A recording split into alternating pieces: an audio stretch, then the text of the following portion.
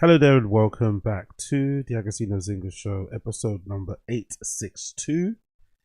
And yeah, man, where else will we start? Where else should we start apart from that terrible, sobering, somewhat eye-opening performance from Manchester United at home against Brighton? Now, for most fans, most sensible fans, most well-adjusted fans, most pragmatic fans, most realistic fans, most rational fans, this performance wasn't a surprise, especially when you compare it to past results against Brighton and past performances against Brighton and past performances in the league. We are not 13th or 12th or 14th, whichever positions we oscillate between, out of pure chance or out of luck. We are not in the bottom half of the league out of luck. We're in the bottom half of the league out of merit. The Premier League is unforgiving. We just saw previously against Southampton how the worst team in the league were, 20 minutes away from beating us? 20 minutes away from beating us.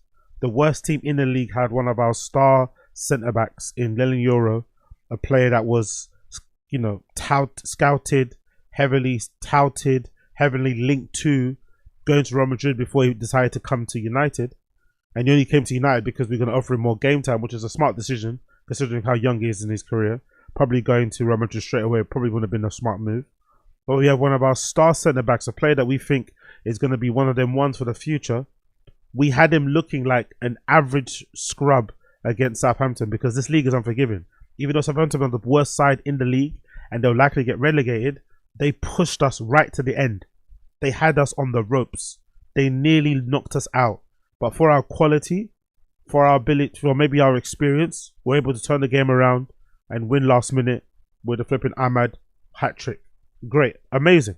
But if you really looked at the game, it wasn't that impressive. Southampton were all over us. They pressed us really high. Every time our players got the ball, they pressed. They didn't have a trigger point. They just pressed everybody. They pressed our backline. They pressed our midfield. They didn't wait for triggers because usually teams nowadays wait for triggers. If the worst player on your team on the ball gets the ball, they press. But with Southampton, they pressed every single one of our players. They put pressure on us, and as soon as they got the ball, they were able to switch play. They were able to make incisive passes between our lines. They were able to go around the sides. They had incredible wing play with Sulemana, sorry. And I think Brighton copied the same model that Southampton did against us. But they have better players, and guess what? They won. That's the difference. If Southampton had better players, if maybe Dibley didn't get injured, if Sulemana maybe didn't run out of gas or had the ability to finish his chances, they also would have won. So this result against Brighton isn't a surprise when you put it in context. Isolation, maybe you'll be surprised because of the badges. If you watch football based on badges, if you watch football based on previous honours, you might think the mighty Man United shouldn't be losing to Brighton. But let's be fair. Let's be honest. Brighton are a far better football club run-wise. They're a far better football club and they're a far better football team than United now. They are basically where we have to aim to. We have to aim to hit the levels of the Brightons and the Aston Villas when it comes to how they run their club and how they play football. We're not even close to emulating or surpassing the likes of Liverpool and the likes of Man City at the moment. We can put them to the side. Put that to the side. We have to get first over the hurdle of consistently beating teams like Brighton, teams like Villa. Consistently looking like a better, well-run team than the Aston Villas, than the Brighton. At the moment, we're not. At the moment, we're not. I don't think any sensible United fan could sit there and say that there are more than maybe 3 players in that United team that are getting to that Brighton team. I don't even think if Brighton had the option, if they would take any of our players. Maybe Ahmad. But I still think they've got a pretty decent options apart from they've got pretty decent options that play like Ahmed in their team. But I'm not too sure if there's any players they take. Maybe Leomie for his physicality, for his age, his ability to play with the ball, maybe. There's not a lot of players. I don't think Brighton, if they were given an option, if all our players were available and they could maybe purchase them and they were within their budget, I don't think there's many players that Brighton would actually actively pursue. And I'm not surprised. Because they have a very, very good team. They play in, I think, a very hard to contain way. They're very physical. They're very fast. And they're just very good on the ball. That's basically it. The passing between all their players is sublime. There's not one greedy merchant in their team. They all kind of sacrifice themselves for their teammate, always make the pass at the right time. No one's looking for individual glory. They're just very well balanced across the board. Very, very well balanced across the board. And now with this new manager, this Rosner guy, they're not as leaky at the back. I don't feel like they concede as many chances as they did in the past. I think Brighton in the past have always been quite attacking based and minded. They've always been very good on the counter. They've always been very good in attack. But I feel like they're very good in defense also now. They don't really concede a lot of chances. I don't really remember us getting a lot of clear-cut chances against Brighton today. Not a lot of them. But I felt like Brighton's one of the best things Brighton did today, to be honest, one of the best things Brighton did today, which I was very impressed by, was their ability to beat the press. Brighton's ability to beat the press today was incredible because our players really tried. That's one thing you can't say Amorim isn't doing well. These players are trying. They're just not good enough, which is why I'm not going to be ranting and raving and going crazy. These players are just not good enough. It's not their fault.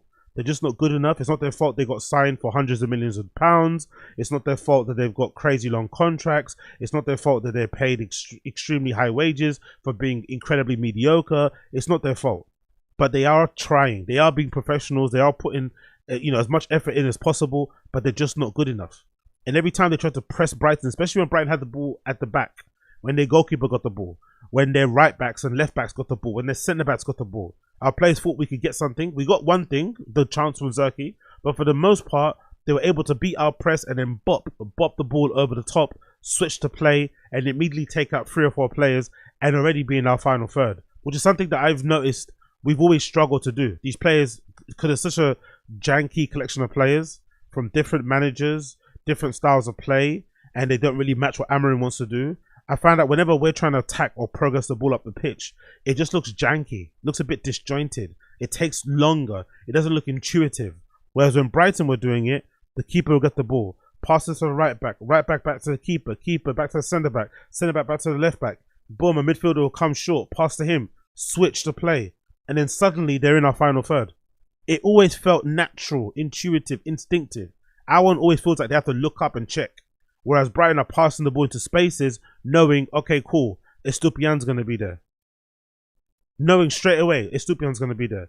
Mitoma's going to be there. The striker's going to be there. João Pedro. They know exactly where every player's meant to be, and the ball just lands where it's meant to be. The players pick it up, look up, and then boom, they got a chance on goal. So to be honest, even though we caught life when it was 1-1 and they scored the goal, I think João Pedro, but it got ruled off. It got ruled as a foul, because one of their players kicked, I think, Dalot under his boots when he first got a touch on the ball. We caught life. I didn't necessarily think that we would be able to hold on to the lead. I felt like every time we tried to attack them, they looked a bit more potent because we were offering up spaces in the back. And as soon as they got their goal ahead, I didn't really see us having the ability to fight our way back into the game. I didn't feel like we could get a draw. I feel like in this game, we were either going to lose or we were going to win. I don't think it was ever going to be a draw in there. We didn't have the ability to hold them off. They were just all over us like absolute ants. They were pressuring all of our players. It looked like they were way fitter than us. And the really concerning thing about it is just the technical ability of all their players is far superior to ours. Forget the price tag. Just the technical ability of their football players is far higher than ours. Even Danny Welbeck. Danny Welbeck was never, in my opinion, that great on the ball. Great athlete, could run in behind, could come short, but he was never that silky or skillful on the ball. But him amongst these players looks pretty good at doing that. He can come short. He can peel off on the side. I thought he played pretty well today. I thought it was a very decent striker's performance. He didn't really do much in terms of front of the goal, but I thought in terms of offering himself as the vocal point, coming short, spinning in behind, winning free kicks here and there, he did a really good performance today. And that is proof of like how they've kind of evolved, where they can kind of semi-carry a Welbeck because all of the rest of the players are really good on the ball. Whereas we have maybe 1 or 2 players who are good on the ball. The rest of them are really janky. The rest of them can't really play that style of play. Which makes you think, what's the point of getting Amorim in the first place, huh? Really does make you think that, isn't it? What's the point of getting Amorim in the first place if you're going to have these players playing for him? It really doesn't make any freaking sense. Especially on the eve of flipping, the legend that is Dennis Wise. Is it Dennis Owen? No, Dennis Law. Dennis Law's death. We always seem to do this, by the way. Whenever there's a tragic incident at United, and to commemorate, we always end up getting spanked. It's one of those things that we end up always doing. But yeah, man, like everyone was terrible today. I thought the fullbacks were pretty awful going forward and going back. Mazwari letting his man come in from behind and basically get the ball across the goal for the first goal in Mitoma. Even though Mitoma is really fast, I thought Mazwari was really struggling to keep a handle on him. He basically let him get the pass in and he conceded a goal at the end. The chance that we scored, obviously with the pressure on the goalkeeper, was really good in terms of Zerski being involved, in terms of Ahmad being involved, and just that being the norm now. The norm now is our players to press from the front. That's great to see. But apart from that one opportunity or that one chance that we got, which he converted, I don't remember us having many clear-cut chances in the box. I thought Zerski played pretty decently, to be fair. I don't think he did himself any harm the way that he played. It's probably his best starting performance he's had so far at United. Maybe still not good enough. We still probably need more from him, but definitely enough to silence some of the Zerski doubters and people who believe that Højlund's a far better player. I think they are both probably at the same level. They offer just different things, in my personal opinion. But I do like probably Zerski better in terms of how he plays. That's probably like my preferred style of play. The chance that João Pedro got, although it was ruled offside, although it was ruled a foul, I have to be honest and say it was very concerning with the amount of players who have stood still, waiting for the ball to drop, not anticipating it, not being on their toes, not anticipating a mistake, not trying to block the shot. João Pedro being the only person amongst like 5 or 6 defenders to react to it was very concerning. The fact that Zerski and Bruno, I think, were the closest player next to him, and the other defenders were nowhere near it, was also very concerning. So we were very lucky not to concede that goal, because if we would have conceded that goal, it probably would have ended 4-1 or 5-1. But we probably put a halt to the goals conceded. Obviously, João Pedro's finish was really well taken. Very instinctive player in that respect. Immediately felt the ball at his feet and turned and hit it. No wait, no ramping, no waiting for the pass, which is probably something a lot of our players probably need, especially as Zerski. I think he sometimes can be a little bit too polite for his own good. But that greediness and that ability, that selfishness to just focus on the ball and hit it as hard as you can at target, hope it goes in, is very evident there from him. But the goal that they scored, especially the second goal, that second goal they scored was an absolute thing of beauty. From obviously Brighton's sense. The ball coming in from the right-hand side, the curved hit towards the far post, just out of line of sight of of De Ligt. But then I also thought Mazwari did terribly badly at the far post. Mitoma obviously burned him for the first goal that put the ball through across the goal, and we considered the first goal. And then at the back post, I thought Mazwari did well to get on goal side of Mitoma, but for whatever reason he didn't go for the ball. I don't understand that. He just wanted to get goal side of Mitoma, but he was not focused on actually getting the ball or getting to the ball. He just wanted to prevent Mitoma from getting the ball, which is a weird way to defend. And obviously Mitoma was more dead set on getting his foot on the ball, and he expertly did by just leaving, I think, his foot out, and I think he touched his heel and he clipped the ball on the inside. But I thought Mazwari should have made more of an effort to get the ball away and make contact with it instead of just making sure he blocked Mitoma. Because he's a very persistent, very tenacious player in that respect. And also somebody, you know, that never stops going. So that was a big mistake in that regard. And I think as soon as we conceded the second goal, it was over. For me personally, I don't think we had a chance of ever coming back from that game. Especially the more we attacked, the more we left spaces. And obviously that made it, you know, far worse. I thought when Giorgino Ruto came on, I don't know, there's something about him and the way he came on, his attitude and how he was kind of strutting around the pitch. I just felt like he was going to score. He kind of looked hungry. He kind of looked a little bit even upset that he didn't get picked from the start or something. And I don't think the players matched that kind of level of, aggression that he had when he came onto the pitch. And he worried our defenders a lot. But the cross that led to his goal and the Onana mistake was inexcusable. Inexcusable. As much as Giorgino Ruto looked good when he came on, Onana should have saved that cross easily. That should be tea and cake for a goalkeeper. It wasn't even crossed into the box that hard. It wasn't even hit with so much whip. It was a simple enough cross that he should have got his hands to, collected, sat on the ball, rolled it out and kicked it out. The concerning thing for me about Onana is this. We signed Onana as an upgrade to David De Gea because of his ability to play with the ball out from the back. That's why we signed him. At his time at United, even when Erik ten Hag was there, he never showed an elite ability or even an ability above David De Gea to play with the ball at his feet. That's the problem. So you sign a player who is essentially meant to be an upgrade on De Gea, because De Gea suffered from unforced errors, sometimes lack of focus, and also he's rubbish with the ball at his feet. He played like a goalkeeper would play with the ball at his feet, not these modern keepers, right? So you sign Onana with the thinking that this player is going to revolutionize how we play from the back, because he's going to alleviate pressure. He's going to be able to help us spring attacks. He's going to be able to allow us to bypass the midfield and just get the ball as far forward as possible and get more chances on goal. That's what you hope for. Or just alleviate pressure when our defenders are maybe getting pressed too much. Or come in and basically add like an extra man in our back line and play like a super keeper. But he's not that good on the ball. So this world-class ball playing ability, we haven't seen it. Every time he gets on the ball and he takes a goal kick and tries to hit one of his men, the ball goes out of play. Every time he gets on the ball, like, you know, coming out of his box, he doesn't really do anything incisive or really extraordinary that would make you think, oh, this is a world-class goalkeeper. I don't even think he's had a co-assist. I don't think so in his United career. And by co-assist, I mean, like, I don't think he's received the ball at the back, sprung it on the left-hand side, Dalot's picked it up, it's a cross and it's a goal. I don't think he's even done one of those ever since the time he's been there. So the one thing that you sign him for, that he's meant to be world-class and another level to other goalkeepers we've had in the past, he doesn't do well. And then the thing that he's meant to be good at like a bog standard level goalkeeping, he's also shaky at. So what's the point of Onana? If he can't play out well with the ball at his feet, and he's a pretty mediocre goalkeeper all around, because I think his shot stopping ability, although it can be good at times, is very inconsistent, which I don't think is acceptable for a keeper of that level. Most keepers that play for the top six have just good shot stopping anyway. It's just a standard. You don't really get that excited about their shot stopping, because that's what all goalkeepers at that level should do. So his shot stopping is inconsistent, and then his general goalkeeping acumen is very, very suspect. His lack of concentration is super like that mistake he did. I feel like he's done it before for us already. He's let balls go underneath him. He's let balls go underneath his foot. He's just all around very, very, very, very bad. And he's our number one goalkeeper. Maybe if you have him as a number two, Onana is a decent enough goalkeeper for your squad. But as a number one option for a club like United, he's just not good enough.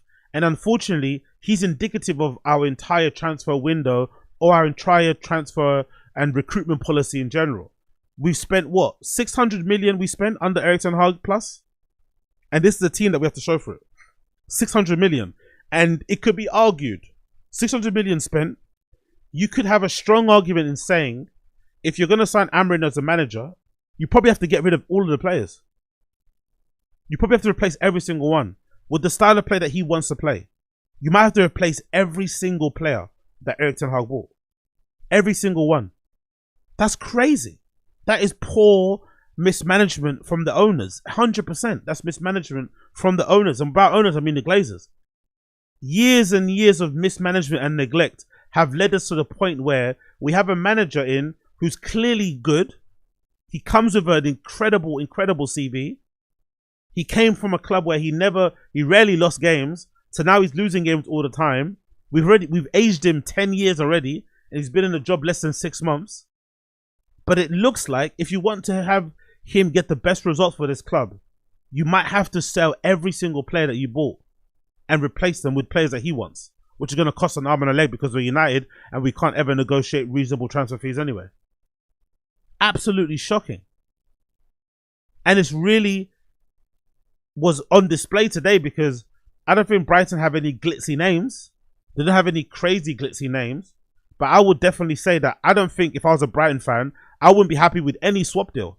If there was a swap deal involving one of our players and their players, I think as a Brighton fan, I wouldn't be happy with any single one. That's including Ahmad. I'd want to keep their players because of their hunger, their attitude, their tenacity, their aggression, their speed, their technical ability. I wouldn't be happy with any swap with any of our players. I won't be happy. So how can Brighton do it and we can't do it? Again, poor mismanagement. And so far, we're what? We're mid-January now. Mid-January, and apart from that one kid we signed from South America somewhere, I forgot his name. I think he's like a left back or a centre midfielder, I forgot which one. We haven't been linked to one senior player since then. Not one transfer, not one loan. We've heard about outgoings. Anthony allegedly maybe going to Real Betis on loan. Garnacho maybe going to Napoli with a permanent transfer or with a loan with the option to buy. But we've not heard one rumour, one concrete rumour about a player that we're linked to that we're gonna sign. Not one. Not one. Which makes you think, what was the point in getting Amorim in the first place? I was one of the rare people out there, and I'm hopefully I can get a clip of it somewhere on my channel or my podcast. I was one of the rare people out there that was saying, I didn't mind the interim.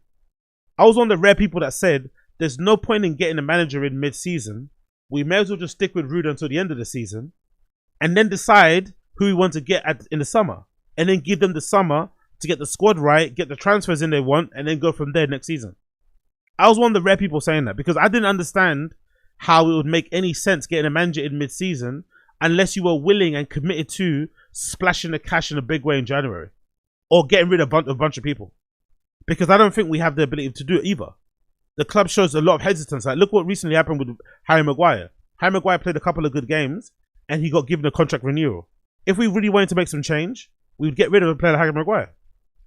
Because getting rid of Rashford, getting rid of Anthony, those are easy decisions to make. But getting rid of the likes of the Rashfords and stuff, getting rid of the likes of the Brunos and stuff, or upgrading those type of players, those are the harder decisions to make, which are going to be have a lot more impact commercially on the club, you would think. But re-signing Harry Maguire, you know, what does that show? Does that show intent? Does that really show we're trying to go places?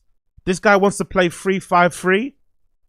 So far, have we seen us linked to any wing-backs that are an upgrade on Dalot, who's fucking garbage, by the way? Dalot today was fucking horrible.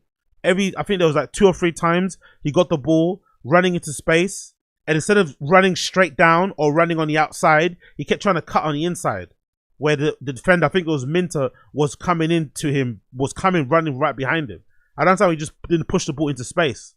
He was trying to come running inside, not even trying to cut it, just running inside. Absolutely brain-dead footballer. Mazwari has shown basically he's a competent right back. As a right wing back, maybe not the best. And obviously hasn't got any instincts to go forward.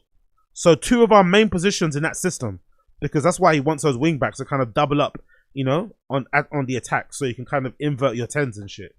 So that's kind of, you know, to overload that kind of space. So that's why he's recognizing loads of Sporting Lisbon's goals when he was there. Their goals would be scored in and around the box because a lot of those players would kind of bunch around the box area in a kind of a U shape. So that's, you know what he wants to play. You know his style of play. And he's an elite coach, clearly, in Amorim, in my belief. I think elite coaches don't come into teams and change how they play based on the players that they have. They don't do that. They play the way they want to play and they make the players fit into that system. If not, they get new players. That's what elite coaches do. This is not a surprise. So fans I've seen online who are like, oh, you need to change your style of play, adapt to the players. That's not what elite coaches do. If Pep Guardiola came to this club, he'd do the same thing also. All top coaches do that. You stick to your principles. You stick to your style of play. That's how you become an elite coach. You don't become an elite coach by chopping and changing like what Erik ten Hag did. You play one way at Ajax and you come to United and you chop and change. You don't do that. You stick to your principles. You get the players in that you want. You drill the system into them because that's all you know. And then you push from there. But have we shown the ability to get those players in for him? No. So I want to know, what the fuck was the point in getting Erik ten Hag in if you're not going to back him? What's the point? Because these players can't do it. And I'm not even going to rag at the players. These players can't do it. And it's not their fault. They're really trying their hardest. They really are trying their hardest, but they're just not good enough. They're just not simply good enough to play the way the manager wants to play. Or to play in any way, basically. They're just terrible. They're just fucking gash. From the front to the back. It doesn't make sense. None of them make sense. They're all fucking horrible. The one that's really concerning for me is Kobe Mainoo. Because he doesn't look like he's competent enough to play as a double pivot. But it seems like Amorim is dead set to play him there. But I also don't think he offers that much as one of the number 10s in that role, that 2-10s role. I don't think he offers much either. He looks a little bit suspect, I'm not going to lie. He's another one that kind of flatters to deceive. He's not the greatest in the double pivot and doesn't look good when he plays as a number 10 either. So I'm not really too sure what his best position is at the moment. He's a little bit all over the place. Ugarte I thought was pretty decent, and again, maybe unlucky to get subbed off. Ahmad probably had one of his quieter games, and again, that was because of Brighton's defending and the ability to swarm him and keep up to pace with him and swallow technical ability, stuff, whatever it may be. Zerski did pretty decently, I guess, up front, but again, didn't score. So, you know, whatever. Bruno Fernandes, apart from the penalty, was very ineffective, useless, anonymous. But again, with our fan base, because he scored a penalty, people are going to start wanking him off. But he was pretty shit, in my personal opinion. I thought Euro did a lot better than he did when he played at Southampton. He looked a lot more solid. I'm still not sold on De Ligt. I'm sorry. I'm still not sold on De Ligt. I still think he's the Dutch Phil Jones. Maguire, I thought was incredibly slow for the first goal. It looked like it took him ages to keep up to pace. No, it looked like it took him a lot of effort to try and keep pace with Matoma and Maguire as they were running back. It looked like he really was trying hard. It looked like he was pulling on a fucking transit van trying to get back and trying to help defend. And by the time he did, it was too late anyway. So the whole squad probably needs to get changed. But to be honest, in this game in isolation, I think Brighton were more than deserving of the victory. I thought they played very well, very physical, very attacking, very tenacious. They've got incredible fitness ability too. I don't feel like their energy dipped at all throughout the entire game. They put really all of our defenders, all of our players under pressure. I thought they resisted and evaded our press extremely well, and they took their chances really fucking well. Great team, great recruitment. Obviously, a coach that looks like he's going places, and probably the team that we probably need to aim to kind of try to eventually try and beat in a consistent level to kind of see where we're at. Like, we'll see if Amorim's going in the right direction. If we face a Brighton next season, if he's still here, and we beat them, that's when we know we're going in the right direction. Because I think they're our barometer. We shouldn't be aiming for a Liverpool and the flipping Arsenals and the Chelseas and shit and the Man Cities. We're not at that level yet. We should be aiming to beat clubs like Brighton on a consistent basis. That's when we'll know Amorim's doing something good. But for now, we're fucking terrible. And this constant oscillating between 12th, 13th and 14th, I fucking hate it. Which is why I want us to get relegated. My dream is that we get relegated and that the Glazers leave. But I'm also keenly aware that these Glazers are such pieces of shit. They're such vermin that they could potentially stay even if we get relegated, because this club is such a cash cow. You know, they know it's just, we just print money. We're a fucking ATM to them, you know? And that's why they didn't want to give up full ownership, by the way. I wonder how those fans feel. All those fans I was thinking that were all Ineos happy, Ineos giddy. They were all happy with this whole partial ownership. They were sucking off Sir Jim. How do you feel now? Ineos are looking like Glazers 2.0. You get in a manager like Amorim, you pay the fucking clause, you pay the whatever, the fee to get him out of contract, you sign all these people to, you know, rejig the football structure, all this nonsense that you do, all this posturing. You're saving money on cutting out the fucking spending for the Christmas party, you fire a bunch of people, all this stuff, all these cost-cutting measures and shit, right? Trying to act like you're doing something. Then when it comes to actually improving the football club, the football team, which is going to have a knock-on effect on improving everything around the club in terms of finances, in terms of ticket sales, in terms of trophies and all that stuff regardless, you don't do it. What are you waiting for? What are you waiting for? This is the perfect opportunity. We're not 13th by chance. We're 13th because we belong to be there. We deserve to be there. And I, for one, I'm praying that we get relegated this season. I want us to get relegated. I think this fan base needs a wake-up call. And I think this ownership needs to get the fuck out of here. And the only way we're going to get them the fuck out of here is if we get relegated. But so much so, we need something drastic to happen, because so far we're just meandering. 12th and 13th. What's the point? Just get relegated. What's the point of finishing it? Just get fucking relegated. I'm for it. I'm for the relegation, but I think some fans are definitely not, because they are still in the hope that we're going to win a trophy. We're going to get top 6. There's still ability. I don't know. I've even heard some fans say that they think the manager's a problem, which I'm okay to accept. You know, I'm going to always keep an open mind with this sort of stuff. But if you believe the manager's the problem, then you also believe that these players are better than what they're showing. And I don't think that's the case. I think these players are trying their best or hardest than probably they've ever done, even during Erik ten Hag's level or spell. Sorry, I don't think these players are like phoning it in. I think these players are really trying. They're really busting the gut. They're pouring their heart out. They're covering every blade of grass they can cover. They're just not it. That's okay.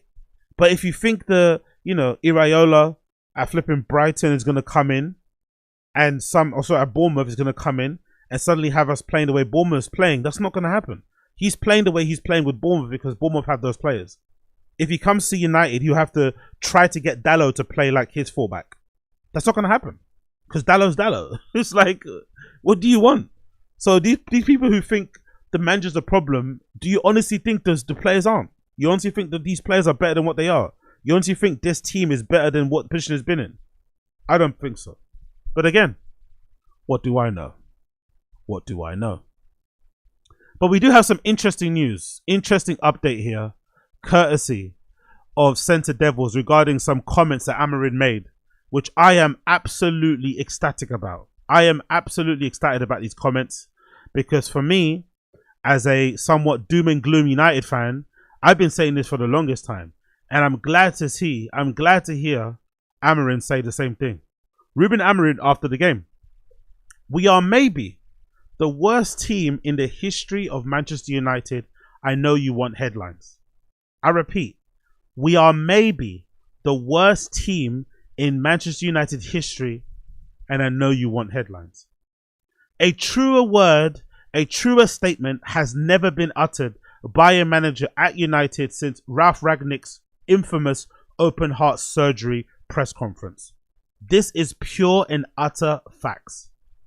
This team is garbage. This football club is garbage. We are not here by chance. We are here because of pure, unbridled mismanagement and just contempt. The Glazers should be up for war crimes. They should be up for war crimes. Along with fucking Benjamin Netanyahu, the Glazers should be convicted of war crimes for the crime that they've done for getting United to be in this position. Yes, Sir Alex Ferguson didn't really leave us in a great position with David Moyes. There was no great transition there. But we had still the nucleus of a pretty decent squad. A pretty decent team that could have carried on some good things going forward. But again, we made the error in terms of hiring Moyes instead of going for Mourinho at that time. We probably would have done far better than Moyes at that moment because we had far more experienced players that he probably could have worked with and got a lot more out of than the players he eventually ended up taking over when he did come to the club. And then we had a trickle domino effect of just failure after failure, mismanagement after mismanagement. But the glaring one, the biggest one for me, was the Erik ten Hag contract renegotiation, contract extension, and giving him extra money in the summer. He was terrible. I still fucking hate that guy, and I hope he fails at every other thing that he does post United. But he would have left the club as a hero if he just exited after the FA Cup win against Man City. After season 2, if he would have bowed out gracefully, if the Glazers would have pulled the plug on fucking Erik ten Hag and let him go in the summer, and then hired Amorim to come in, we would have been in a far better position now. But leaving that guy to take over the half of the season, allowing him to spend more money, which basically adds more bloated, shitty players that we can't get rid of now in the squad books, or we're going to find it hard to get rid of or get any money for, or get our money back for, was one of the biggest mistakes that we've ever fucking made. And now it's looking like the second biggest mistake we made was firing, or was like switching Erik ten Hag in the first place, and then get Amorim in. At this point, I'm thinking to myself, you might as well have let Erik ten Hag finish out the season. You might as well have let him, which I was for. But, you know, I'm a little bit of an anarchist and a sadist in that regard. But I was all for allowing Erik ten Hag to finish out the season. Let us bleed. Let us suffer. Let us fucking suffer the misery of having to watch Erik ten Hag's football played at United week in, week out to the end of the season. Let us fucking stumble and limp, you know, and fucking crawl over the line at the end of the season and finish 15th. That would have been brilliant karma for our fan base, especially for the ones who wrote a letter to the Glazers telling us to fucking keep Erik ten Hag. We should have all suffered the misery of having Erik ten Hag to the end of the season and then got Amorim in to come in and rescue us and get rid of the players. But when you sack a manager halfway through the season and you hire another one, you're doing it almost as a sign that you want to save the season. That's what it feels like. You don't sack a manager and get another one midway through because you just want to play better football. You do that because you're thinking, no, we need to salvage something. We can't let a season go to waste. Okay, that's impressive. That's you know, that's whatever. Then back the guy. You don't back him. So now you're expecting him to get a song and dance out of players he didn't sign, and the manager that did sign them couldn't get a song and dance out of them. It doesn't make any sense. Which goes to show that the money spent has been wasted. 600 million plus spent, and we now have the worst team in United's history according to Amorim, which I agree with. This might be the worst team in our history. 100%. Even worse than the times when we were playing Raphael and shit in midfield. And Darren Gibson and shit. I take Darren Gibson over some of these guys any day of the week, and I fucking hate Darren Gibson. I'll take Fellaini over some of these guys, and I fucking hate Fellaini too. But to give me those guys like Sunji Park, Sanji Park, bro. Sanji Park runs laps around most of these players that we have in our team. Jesse Lingard at his peak runs laps around some of these players we have in our team. Even guys like Elanga. Why do we get rid of Elanga? Elanga walks into this team. Elanga walks into this team with ease.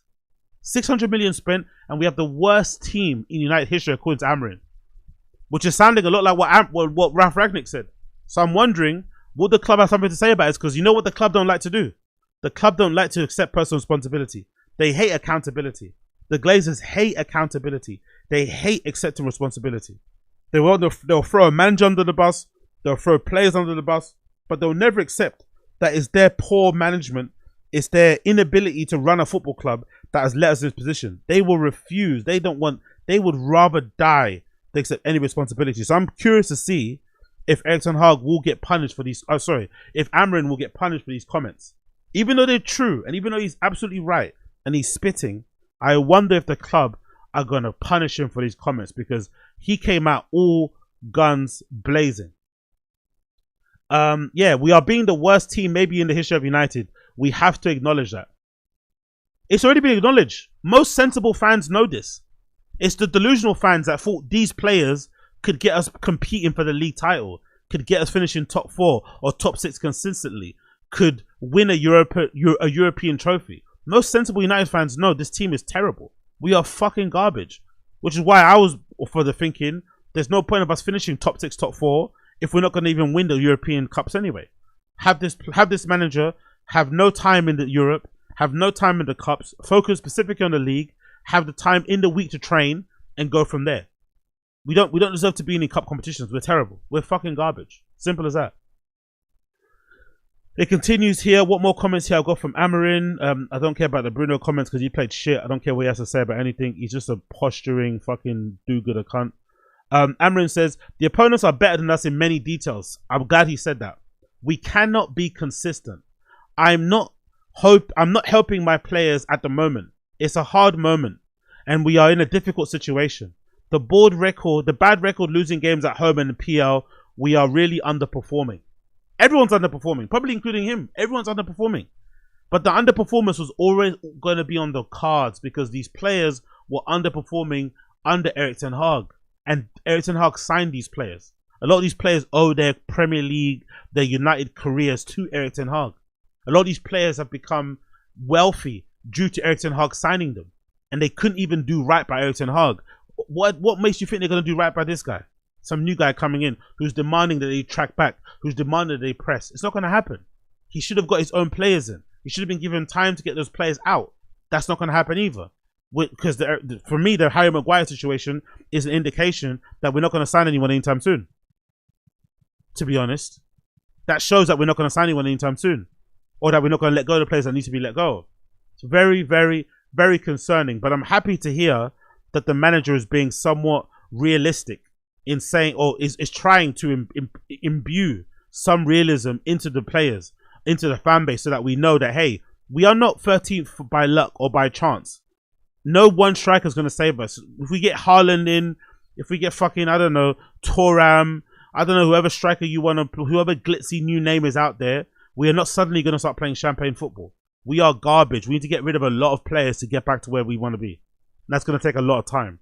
I'm of the thinking that maybe if everything works out correctly, I'm of the thinking that it will take us probably under this new ownership, if we believe them to be what they are, I think it's going to take us 5 seasons to get back to where we want to be. That's my prediction off the top of my head. I think 5 seasons to get rid of the players, like to be without Dallos, to be without the Shaws, the Johnny Evanses, the Maguires, like Casemiro, all these players, like to get rid of these players and Eriksen and actually have a whole new squad, a whole new back line, Noah Nana, you know, it's probably going to take us 5 seasons to get rid of all those players and get new ones in. And that's also not, you know, hoping that you also play well during the times that you're getting the players in and out. There's no guarantee with that. But I say it's going to take us about 5 seasons for us to have like a new look squad. And that's not quick enough. Chelsea did it far quicker. I think they've got this new look team in around 3 seasons, I feel like. It'll probably take us 5, maybe even 6. This quote here from Amorim on Rashford. I'm not going to start a player I don't believe is the best for the team. The Rashford situation is the best one, isn't it? One of our highest paid players in the team, number 10, yet he doesn't have the ability to train well enough to get back into a team to play. And he's been linked with a mood for a long time. He was dropped at the same time Garnacho was dropped. Garnacho somehow figured out to get his head down, hustle, and prove to the manager he could play and had the right temperament. Rashford hasn't done that yet since. Terrible attitude. But again, an attitude that's only compounded and only exasperated and only encouraged by the club. Players don't act like this just because they want to. They act like this because they know they can get away with it. And he's been getting away with it forever. So I don't blame him for doing what he's doing. But this is also proof of the toxic nature that exists around that club. Which is why people like myself wanted us to have a full sale and not partial sale. Because these owners, the Glazers, are the ones who have cultivated this environment where the players can just take the piss, where the players can earn a lot of money without really doing a lot, where the players can fly to the sea consistently. They've kind of cultivated this environment. And maybe with a new ownership, whether it was Qatari or anybody else, I don't give a fuck, just a full new ownership, they would have been able to have their own. You know, they would be able to cultivate their own environment, set new standards. But you can't set those standards new when the Glazers are the majority owners and when certain players have to be picked based on their contracts or their name, brand, whatever it may be. But this is a pretty damning indictment of our level of, or lack of professionalism across the board, that one of our star players in Rashford has not been able to win over this new manager. Has not been able to prove he has the ability to maybe take criticism on the chin, improve, and get back into the team. He's still not been picked. He's still not coming on a sub. He's still not in matchday squads consistently now. And the manager's saying, I can't play him if I don't believe he's best for the team. So basically saying if he plays him, he feels like he's going to hamper the team. Worse than what we're already doing at the moment now, by the way. We're already playing terribly. And he feels like if he plays Rashford, we'll play even worse. Another quote from Amorim. Asks what he means when he says he is not helping the players. He says, I knew that it was going to be hard to put a completely new idea in the moment. But when you lose games and don't have luck to win 3 games in a row, it's really hard. To help my players is to give them the tools to play to win. But without training, it's really hard. And then losing games, you can feel it in the end of the game. Yeah, of course. Of course. There's no confidence. There's no, you get belief in players. I'd imagine a lot of players start to believe and start to really buy into managers' style of play when the results start to come. When we start to score goals. When we start coming back from games. When we start winning trophies. Suddenly people start believing a lot more. Mourinho did the same thing at Chelsea. People believe when you start winning games consistently. When you turn Old Trafford into a fortress. When you're scoring loads of goals. Attacking really well. Playing some of the best football. Everything's instinctive. Yes, of course players are going to believe you. They're going to buy into your system. But if you're consistently losing, you can't put a good run of games together, you're all over the place, the players are going to be doubting that also. On top of doubting themselves. Which is what you're seeing on the football pitch. But I also think they're just not good enough. Just that. They're just not good enough. They're simply not good enough. Some of them have no business being at United. But to be fair to them, if I say that we deserve to be 13th, we probably deserve to have a strike force made up of Højlund and Zerski. Because that's a 13th level team level of strikers anyway. To be honest, if we're honest. We probably deserve to have Bruno Fernandes as our main number 10. That is a 13th place team level of player. We probably deserve to have an Onana as our number 1 goalkeeper because teams around 13th, 12th, 14th have Onana level goalkeepers. We probably deserve to have fullbacks like Menswear and Dalot. It's not that scary. It's not that shocking, really. If I'm being completely honest, across the board. But I'm curious to see what happened to Amorim and if we're gonna hear from him again because of these comments. Because these are very, very, very, very sharp comments that he's making about the club and the team. He's really not mincing his words. And then we got another quote here from him. What's his other quote here? In the end of the game, everybody was changing position. That is something that I will not see again. We can lose, but we have to maintain position. Oh, so the players are doing what they always do with other managers. You see? You see what these players do? These fucking shit cunts. They were doing the same thing they do to other players. They don't listen to instructions. They get instructions when it's not going well. They just do their own thing. For the end of the game, everybody was changing position. That is something that I will not see again. We can lose, but we have to maintain position. If I want to show something to the media or to the fans, I put 2 strikers. I didn't put 2 strikers because it's going to be more difficult for them to understand the way we play. So I'm just here to try and help my players. But we need to understand that we are breaking all bad records. It's a pride thing. It needs to change. But these players can't change it. You just need you players. You can't turn shit cunts into good cunts. You just can't. There is no coaching good players into playing good football. I think he's proved that. Other managers have proved that. You need to have better players. You cannot coach shit players into playing a particular brand of football. It's just not going to happen. They don't have the ability to play any type of football, really, to be honest. Most of these guys. So I'm not surprised. And yeah, man, that's where we're at. That's where we're at currently. United are struggling. We are sinking. We are drowning. We took a manager from Sporting Lisbon who was winning everything in his sight, was unbeaten, scoring a bunch of goals, and now we have him looking like he's fucking Tony Pulis out here. We have him looking like he's fucking one of the De Boer brothers. We have him looking like he's worse manager than a Brighton manager, than a Bournemouth manager. We have him looking like he's maybe a worse manager than the Everton manager. And he's not. He definitely isn't. But this club makes everybody look terrible. Especially the managers when they don't get the players that they need. What's the fucking point? Really, what's the fucking point? And then the last point I want to make here before we move on is Alejandro Garnacho. Alejandro Garnacho allegedly is being linked to the move to Napoli. And now news came out right after the game finished that he has agreed to join Napoli.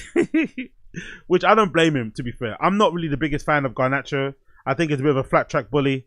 I think he's a bit one-dimensional. I think he's definitely not as good as he thinks he is. And definitely not as good as the fan base thinks he is. Or not as good as maybe his profile would lead you to believe. He has a lot to work on. And I don't want him to work on it at United. Doesn't really have great, understanding or IQ in the game. Dribbling ability is pretty non-existent. Kind of relies mostly on his pace. And his one-on-one finishing is really inconsistent too and really annoying.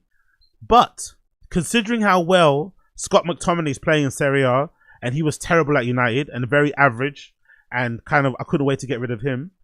And the fact that I saw Che Adams score a goal in the Serie A from the halfway line the other day, I think if those two guys can ball out in the Serie A, I think Garnacho might end up looking like fucking Hazard in playing for Napoli, especially the way that they play football. He's coming into already a team that's already ticking. They know how to play. He's gonna replace that the other dude who left.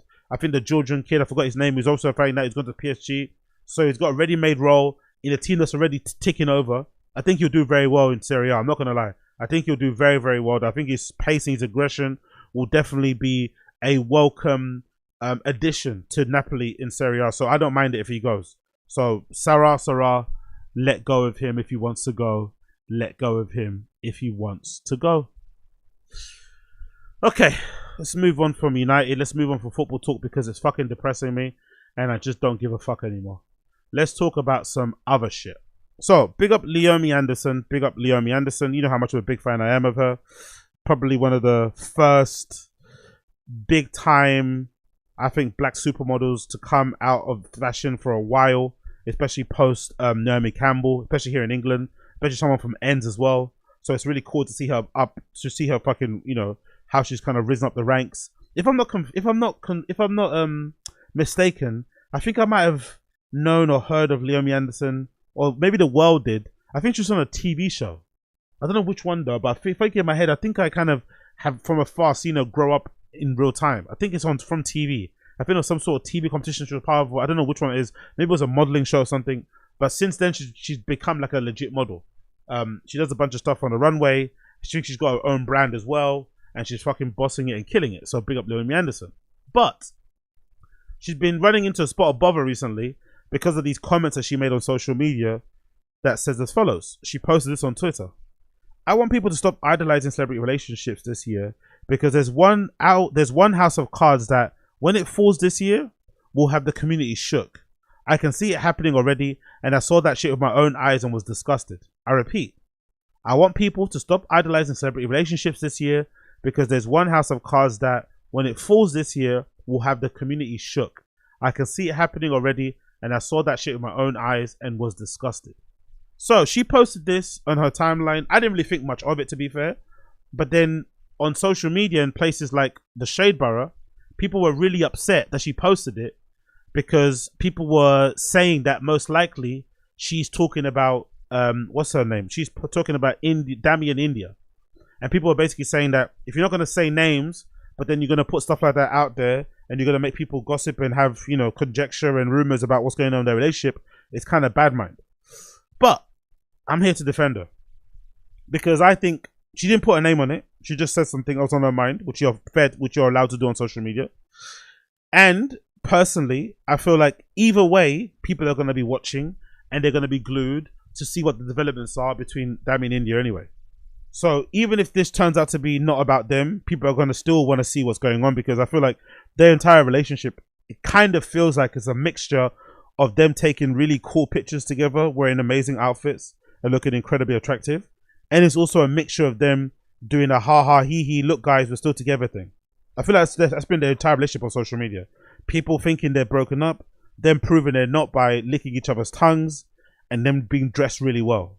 So it's been a constant thing around their relationship. So let's not act like what this girl's saying is that crazy. It's not that crazy, because most motherfuckers out there have a weird parasocial link with them anyway, and some people, I don't know, are like rooting for them to fail to make them happy. I don't know what's going on, but I feel like there's weird people out there that kind of don't want them to be together, want them to see them broken up and stuff and whatever. I don't know what's going on there. Or maybe some girls feel like Dami, so India deserves somebody better. Maybe some girls think they should be with Dami. I don't know what's going on there. I could not try to understand what people are thinking, but from what I've been able to see, observing from the outside in, I can definitely have a feeling that people have been rooting for them to break up in some ways for the longest. And I feel like they play into it a little bit by proving everybody wrong, by always stepping out looking glamorous and shit. So this is not something crazy to think of. But in isolation, I think she's right. I think people should stop idolizing celebrity relationships anyway. The way people kind of like think celebrity relationships kind of are a reflection of themselves anyway has always perturbed and disturbed me. I think there's way more merit in being interested in just what in people's relationship anyway from the outside in, as opposed to you projecting yourself onto their relationship, wanting to know what people get up to behind closed doors, or trying to decipher what this means and that means, and what the no ring means, what the wearing this sock means, what, oh, she went to that shop, or she went to this club, she got this dress on. That's one thing, fair enough. It's still loser shit, but fair, run with your thing. But projecting yourself onto someone's relationship and acting as if like someone else being in love is also like you being in love is so bizarre, so weird, so demented, so mentally ill, that it really does beg a belief that people do that sort of thing. It's really strange. So the fact that people are getting their knickers in a twist about this, and they're really getting emotional, and they're essentially trying to badmouth and attack Leomie for sharing this, even though she didn't put anybody's names out there, is pretty frightening.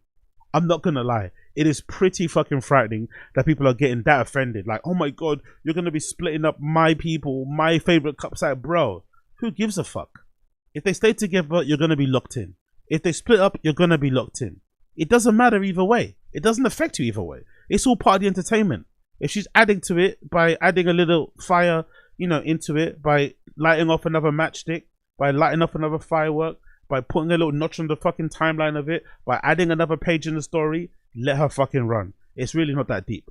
But then she followed up with that comment by saying the following, which is really funny.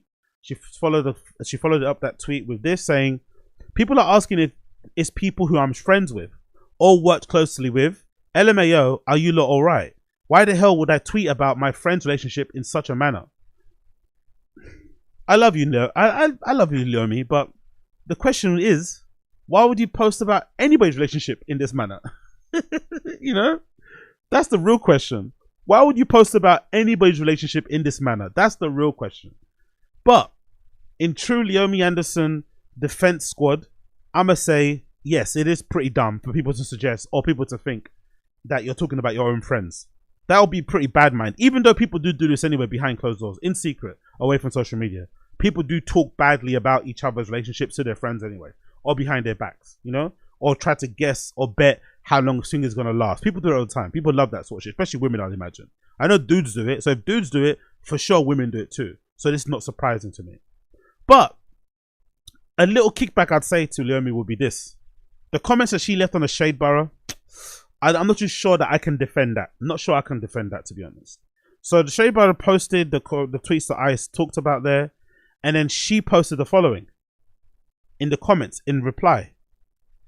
My work, my events, my editorials, you won't post, but my tweets you will. It's getting really boring. Yawn. Now, I don't know what she expected. This page is called the Shade Borough. It's not called the marketing borough, the branding borough, the entrepreneurial borough, the media borough, the business borough, the startup borough. It's called the Shade Borough. All they post on there is mess and gossip. What do you expect them to do? Of course, they're not going to cover all your work and your events and your editorials, because that's not of benefit to the page. The page is about mess. So when you break up with Lancey, or you get back with him, or you go out with somebody else, or you've got a ring on your finger, or there's some mysterious shadow in the background of one of your pics, or you say something on the live that maybe, you know, could be interpreted as shade to somebody else, or you put out a tweet that sounds like it could be directed at other people. Of course they're going to cover that, because that's what this page does. So I think this is kind of a common thing that's happening nowadays with people, I feel like, on social. They have this ability to, like, say something that's a bit edgy, say something that's a bit hot button, say something that's a bit controversial, but then get surprised when people cover it or highlight what they've said. Oh, I can't believe now you're talking about me. It's like, yeah, because you said something, you said a hot take about a very, you know, weirdly beloved couple within this space. Because I think the Dami in India are kind of like how, I wouldn't say Tazz and Fury is like a Dami, but, you know, they're kind of similar in the black community here in the UK, at least anyway. People really kind of, you know, are interested in what they get up to and how they kind of, you know, work their love or whatever it is. So you knew what kind of, you know, I wouldn't say she knew what she was doing, but, you know, as soon as you saw the response, you should have been, you know, understanding of why people would say that, and then you wouldn't have left this comment here in the comments. I think that's a little bit, you know. Then she follows up that comment with another comment that says, why do I need to state names when the whole point is that people shouldn't feel connected to people's relationships that they don't know? That's the focus of what I was saying. I even said, why would I be taken about my friends in that way too, but you never included it.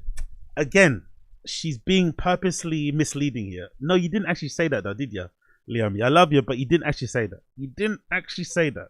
Because you could have just ended it and say, I want people to stop idolizing celebrity relationships this year. But no, you said because there's one house of cards that when it falls this year will have the community shook. So this extra bit at the end is the problem-ish kind of. I don't think none of it's a problem, because I'm for mess, I'm for the drama, I'm for the chaos. So say whatever the fuck you want. But the reason why people are, I would say, somewhat upset is everything that comes after because. You could just say, I want people to stop idolizing celebrity relationship this year. Cool. That's one of your ins. That's one of your outs for 2025. That's perfectly fine. But the extra bit is what people are, you know, trying to interpret in a certain way, or that's basically left up to interpretation. But if you just would have ended it here with a full stop right there at the end of the year, punto, boop, I think no one's got a problem. No one could say anything. No one could try to twist your words and try to imbue something else or blah, blah, blah, blah. That's basically it. But in the world that we live in now, part of the fun of doing these hot takes is that you say a hot take, or you say something and then it becomes a hot take. You then feign ignorance as to why it's a hot take, and then you try and gaslight people into making them believe that they're the problem, when if you never said nothing, no one would have said anything either. You know, I love that in media. That's what I love. I love the gaslighting of people who interpret what you say the way you say it, and then you make it seem like you didn't say it that way, and like make them want to scratch their head and shit. I think that's absolutely incredible. But I also think a part of me thinks, like, you know, having watched Leomie Anderson's career from afar and seen the relationship kind of break down with Lancey and stuff, and it seems like she's not really publicly dating anyone now at the moment, it seems, and he's very public with this new DJ girl. Maybe this is also projection in a way. Maybe it's somewhat projection, which is understandable too. You know, you're kind of still not over what happened previously. Maybe you're finding it hard to find somebody else, which I doubt, because, you know, she's a beautiful girl and stuff. But maybe it's projection. Maybe it's a little bit of that coming in. Like, oh, if I can't be happy, no one's going to be happy. Which is understandable too. I love that kind of part of chaos, you know what I mean? So when you see somebody else that kind of reminds you of how you were with your guy, it's like, fuck off. And then when you see a chink in the armor, you go on social media and you're like, oh, right, well, I'm going to let people know. Oh, you thought everything was perfect, right? You thought I was the only one suffering from heartbreak. Well, guess what? Your favorite couple, blah, blah, blah, you know what I mean? So maybe that's part of what's going on there. I don't know. Who knows? Either way, let's see how it plays out. Let's see how it plays out. Continuing on, let's talk a little bit about Donald Trump. Donald Trump's got a new portrait. A new official portrait for Trump has been released. And the funny thing about this portrait is that it looks eerily similar to me, to the mugshot he had, the infamous mugshot that he had when he got arrested for that racketeering charge. I honestly thought this mugshot was for the him paying for the prostitutes thing, but I think according to Google it says the mugshot, the one that I'm thinking of, was actually for racketeering when he was indicted in 2023 for racketeering and related charges. Voluntarily surrendered himself to authorities of Fulton County, Wikipedia says, where a mugshot of him was taken. In the photograph, Trump is wearing a blue suit with a white shirt. His face is lit from the side and from above, and it's the first and thus only police booking photograph of a US president, which is fucking wild, isn't it, right? Trump is the first and only president who has an official police photo, and I think he might be the only one that's also a legit felon, isn't it? Because I think what he got convicted of was an actual felony. But yeah, man, absolutely wild. And I wonder if he did this on purpose. I wonder if this was done on purpose. Even the lighting, it almost makes him look quite sinister. You know, the lighting almost makes him look quite sinister. It makes him look like a villain. If anything, it gives me shades of Doom from the comic books. Because I feel like Doom, whenever he looks very sinister, his head's kind of pointing down and he's looking upwards, and the shading's always coming in from one side. It kind of really kind of accentuates how his metal marks looks on his face and shit. I wonder if that was part of the deal of what they were doing. But it looks fucking amazing. And he's also got this like slight rock eyebrow, going on here, the people's eyebrow. One eye is like, or maybe that's just lazy eye, but it looks like he's got a slightly raised eyebrow on one side too. He looks crazy. This is the BBC article. It says the serious, ominous, a message picture. There is some of the descriptions of Donald Trump's newest official portrait, captured by his chief photographer Daniel Torok. In the photo, the president-elect wears a stern expression, eyebrow cocked. The official portrait of the president is the most printed, most seen image of a president ever, while photographer Eric Draper told the BBC. He worked with George W. Bush throughout his 8-year presidency, taking both of his official portraits. I actually want to see that, actually. What does George Bush's official presidential photograph look like? By Eric Draper, right? That's his name, isn't it? Let's see. What does that picture look like?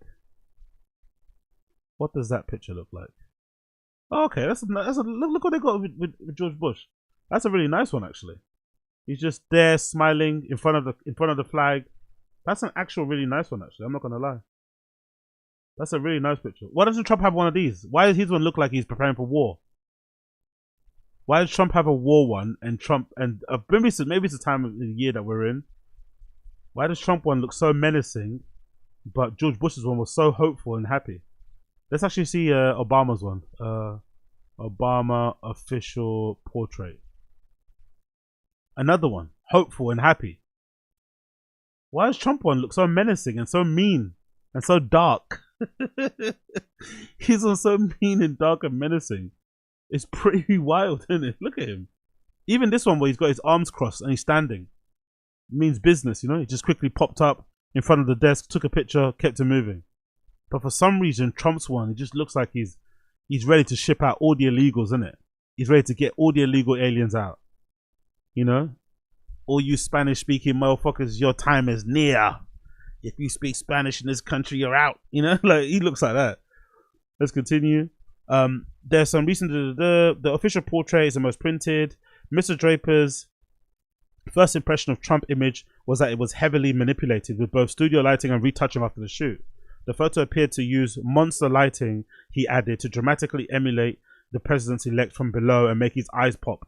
The lighting setup gives the image an ominous look, often seen in horror films like Alyssa Skye,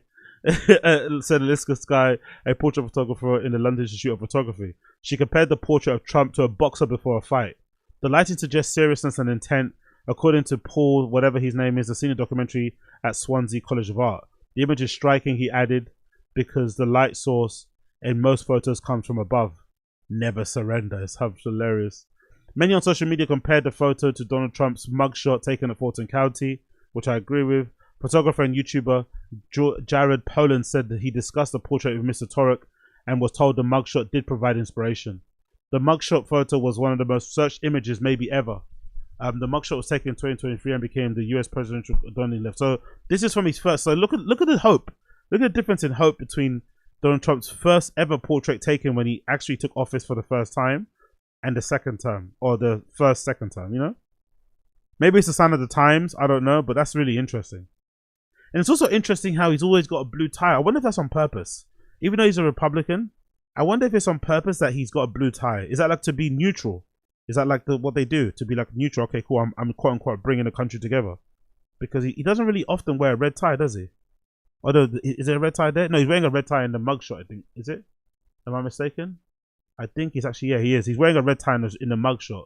But I guess in the official photos, maybe there's a reason why they don't do that. It continues here. He recalls sitting down with President Bush and First Lady Laura Bush to pour over the selections. The idea was to have it look like a nice, pleasant lighting. Have it look like a professional photo. A little expression because the photos are going to be welcoming people as they walk into their post office. It's a message picture. I'm delivering you a message, he said, of Trump's photo. It's not like a candid laugh. It's a stern, hard, look straight down the barrel lens. Which makes, I guess it maybe makes sense for the time that we're in it. It is no laughing matter now. The economy is where it's at. People are losing their homes. Fires are spreading across parts of California, Russia and Ukraine, Israel, Palestine. There's so many things going around the world. Maybe this is not the time to be like jovial and happy, you know? That would probably be an insult to everybody's current conditions or feelings. So maybe this picture and this portrait is accurate of the times that we're currently living in. But yeah, there is Donald Trump's portrait.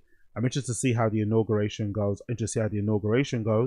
But before the inauguration happens, of course, Trump had to do something, you know, kind of dumb, and something just makes you think, Jesus Christ, man, this guy's a very special individual, isn't it? So he launched a meme coin. Donald Trump launched a fucking meme coin. So Donald Trump, before his inauguration, thought to himself, you know what? I don't have enough on my plate. I'm not that busy. I've got a lot of time. So let me pull a fucking Hawk Tour girl and launch a meme coin, do a quick little rug pull, use the fucking presidency, use the office of the presidents to basically promote this meme coin and make me millions of dollars in the process. Surely this should be illegal. Surely there should be rules. Like, in general, I always thought, even a MAGA thing, like, surely there should be rules around presidents selling their own merch, around presidents launching meme coins and shit like this in the wake of them becoming president, and using the popularity and the marketing of that to obviously bolster the amount of people that they sign on. Surely that's not a good thing across the board. If people are going to be upset at the politicians that have like stocks, right, or that kind of, you know, are being accused of market manipulation or insider trading, by having certain stocks and whatever, and being privy to certain bits of information that allows them to consistently win and have a portfolio that just keeps on making money and never loses money, then surely having a guy like Trump, you know, I don't know how much he makes from his official store selling MAGA shit, and now he's also having a meme coin, it's pretty abhorrent. It feels like across the board it's pretty abhorrent. Maybe it's a bit better with Trump because at least he's doing it to your face and he's not trying to lie, and also he's come into the game being a bit of a hustler, a bit of a scammer, a bit of a grifter, you know, a bit of a liar. He's always been that person. So maybe some of his fans will say, you know what, I'd rather he just consistently be himself and be a scumbag and essentially, you know, turn the White House into his marketing, he's like marketing division for all of his different sort of businesses, than I would do the politician pretending to like earn a meager salary, but they're actually making tons of money speaking at private events. They're making tons of money with dubious investments in foreign countries. They're making tons of money with options they have in the stock room and stock market and stuff. Maybe some Americans feel like that. Maybe some Americans are like, you know what? I'm happy that he's an upfront scoundrel. Like, upfront, he does it to our faces. He's not trying to pretend he's not selling a meme coin. He just sells the meme coin, you know? Like, maybe that's part of it. I don't know. But this is courtesy of The Verge. It says Donald Trump has launched a new meme coin according to posts from his X and Truth Social accounts last night.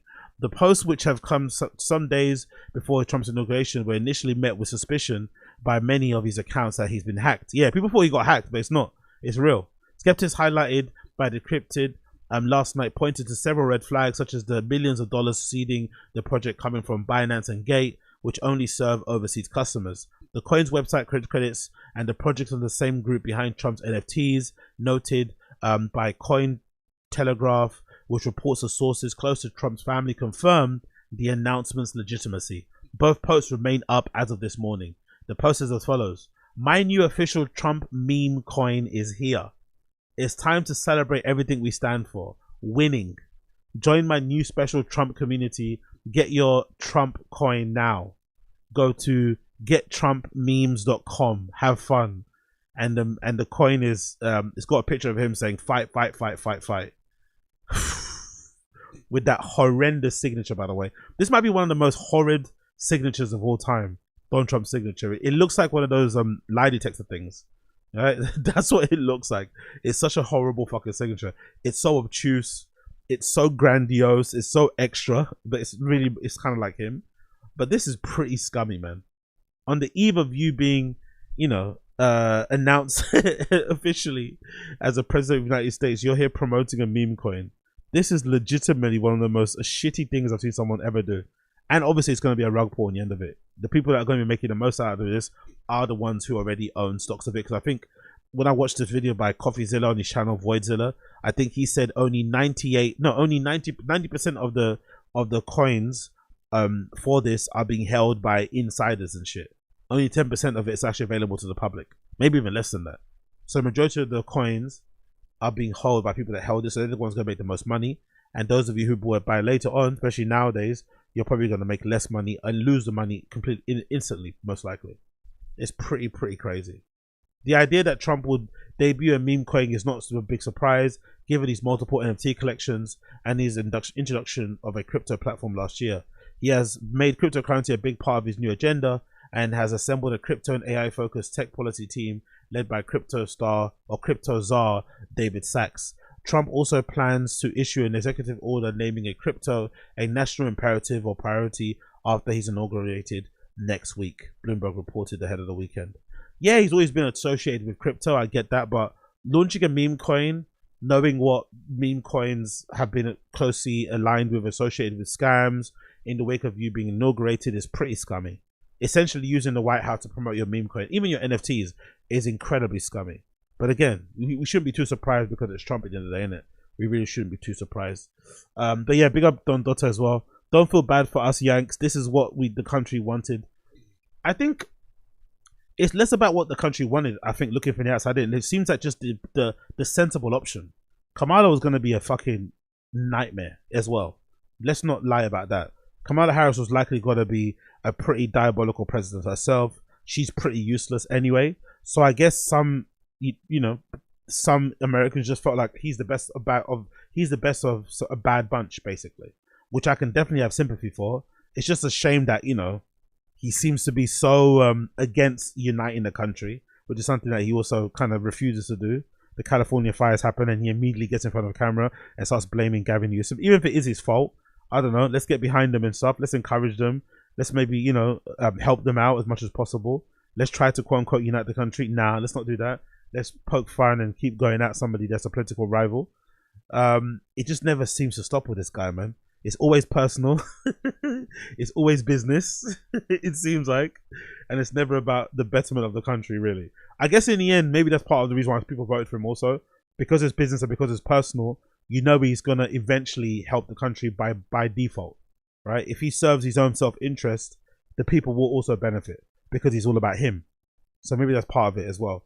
And you know what you're going to get, you know? Like, you know exactly what you're going to get. You're not going to get, I guess, quote-unquote lied to.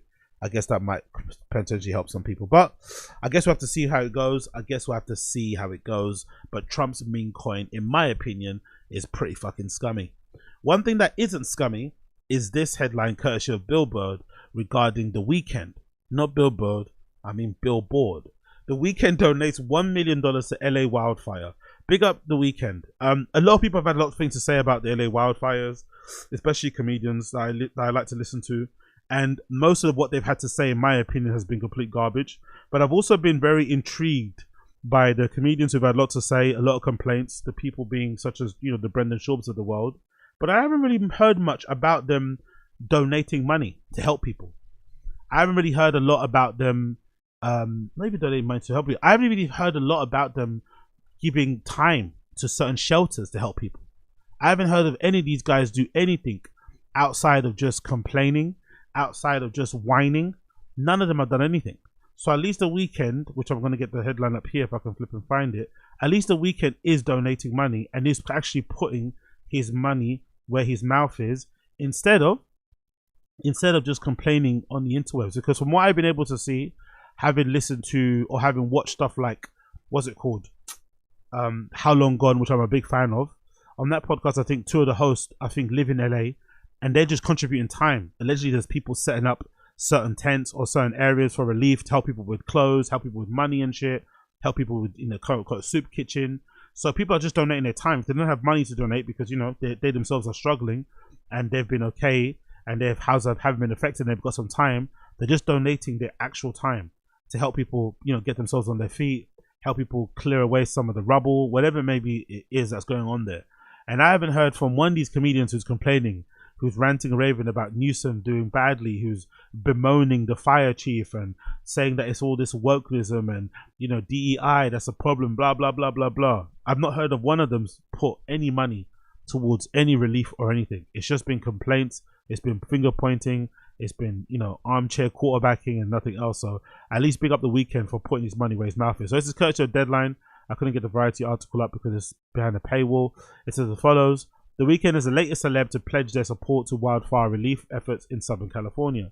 Through his EXO Humanitarian Fund, the World Food Program USA, the 4-time Grammy winner, whose real name is Abel Tesfaye has donated $1 million to the LAFD Foundation, GoFundMe's Wildfire Relief Fund, and LA Regional Food Bank.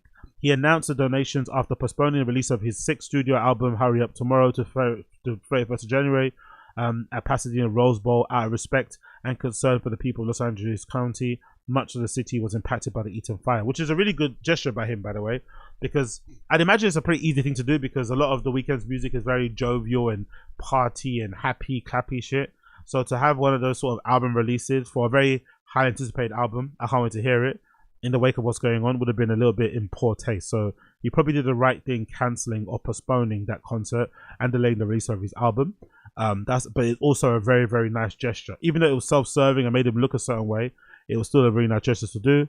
It says as follows: This city has always been a profound source of inspiration for me, and my thoughts are with everyone impacted during this difficult time, wrote Tesfaye in a statement.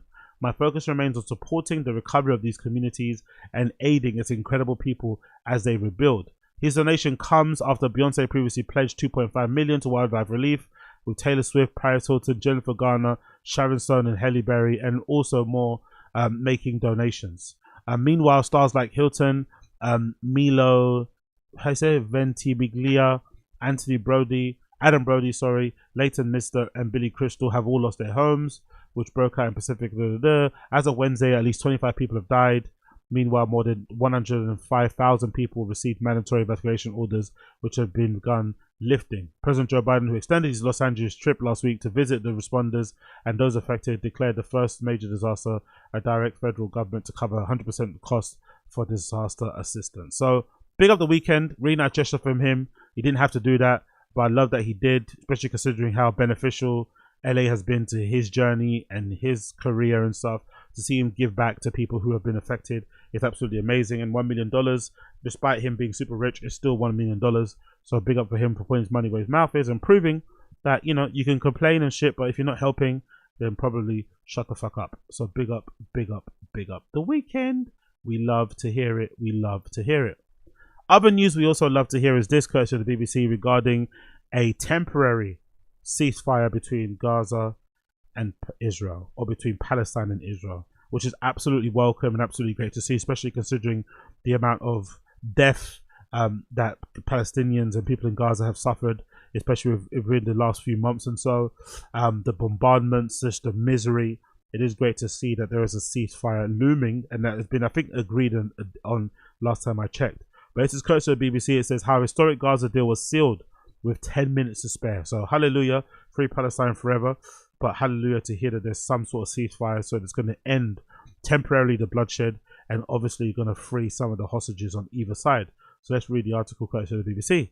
It says the Israel and Hamas negotiations never came face to face, but by the end, just one floor separated them. Ceasefire talks via middlemen from Qatar, Egypt, and the US dragged on for several months, at times without hope. Now the key players were all inside one building in Doha, and pace was frantic.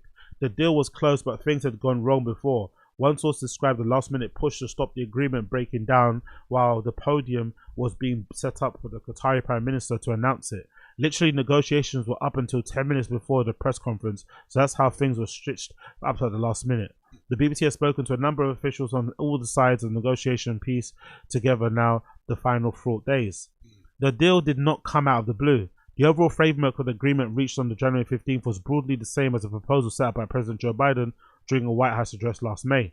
It uses the same three phases approach. We will see a ceasefire, Israel hostages release and return of Palestinian prisoners, and the Israeli military gradual withdrawal from Gaza. That's fucking brilliant. Brilliant to hear.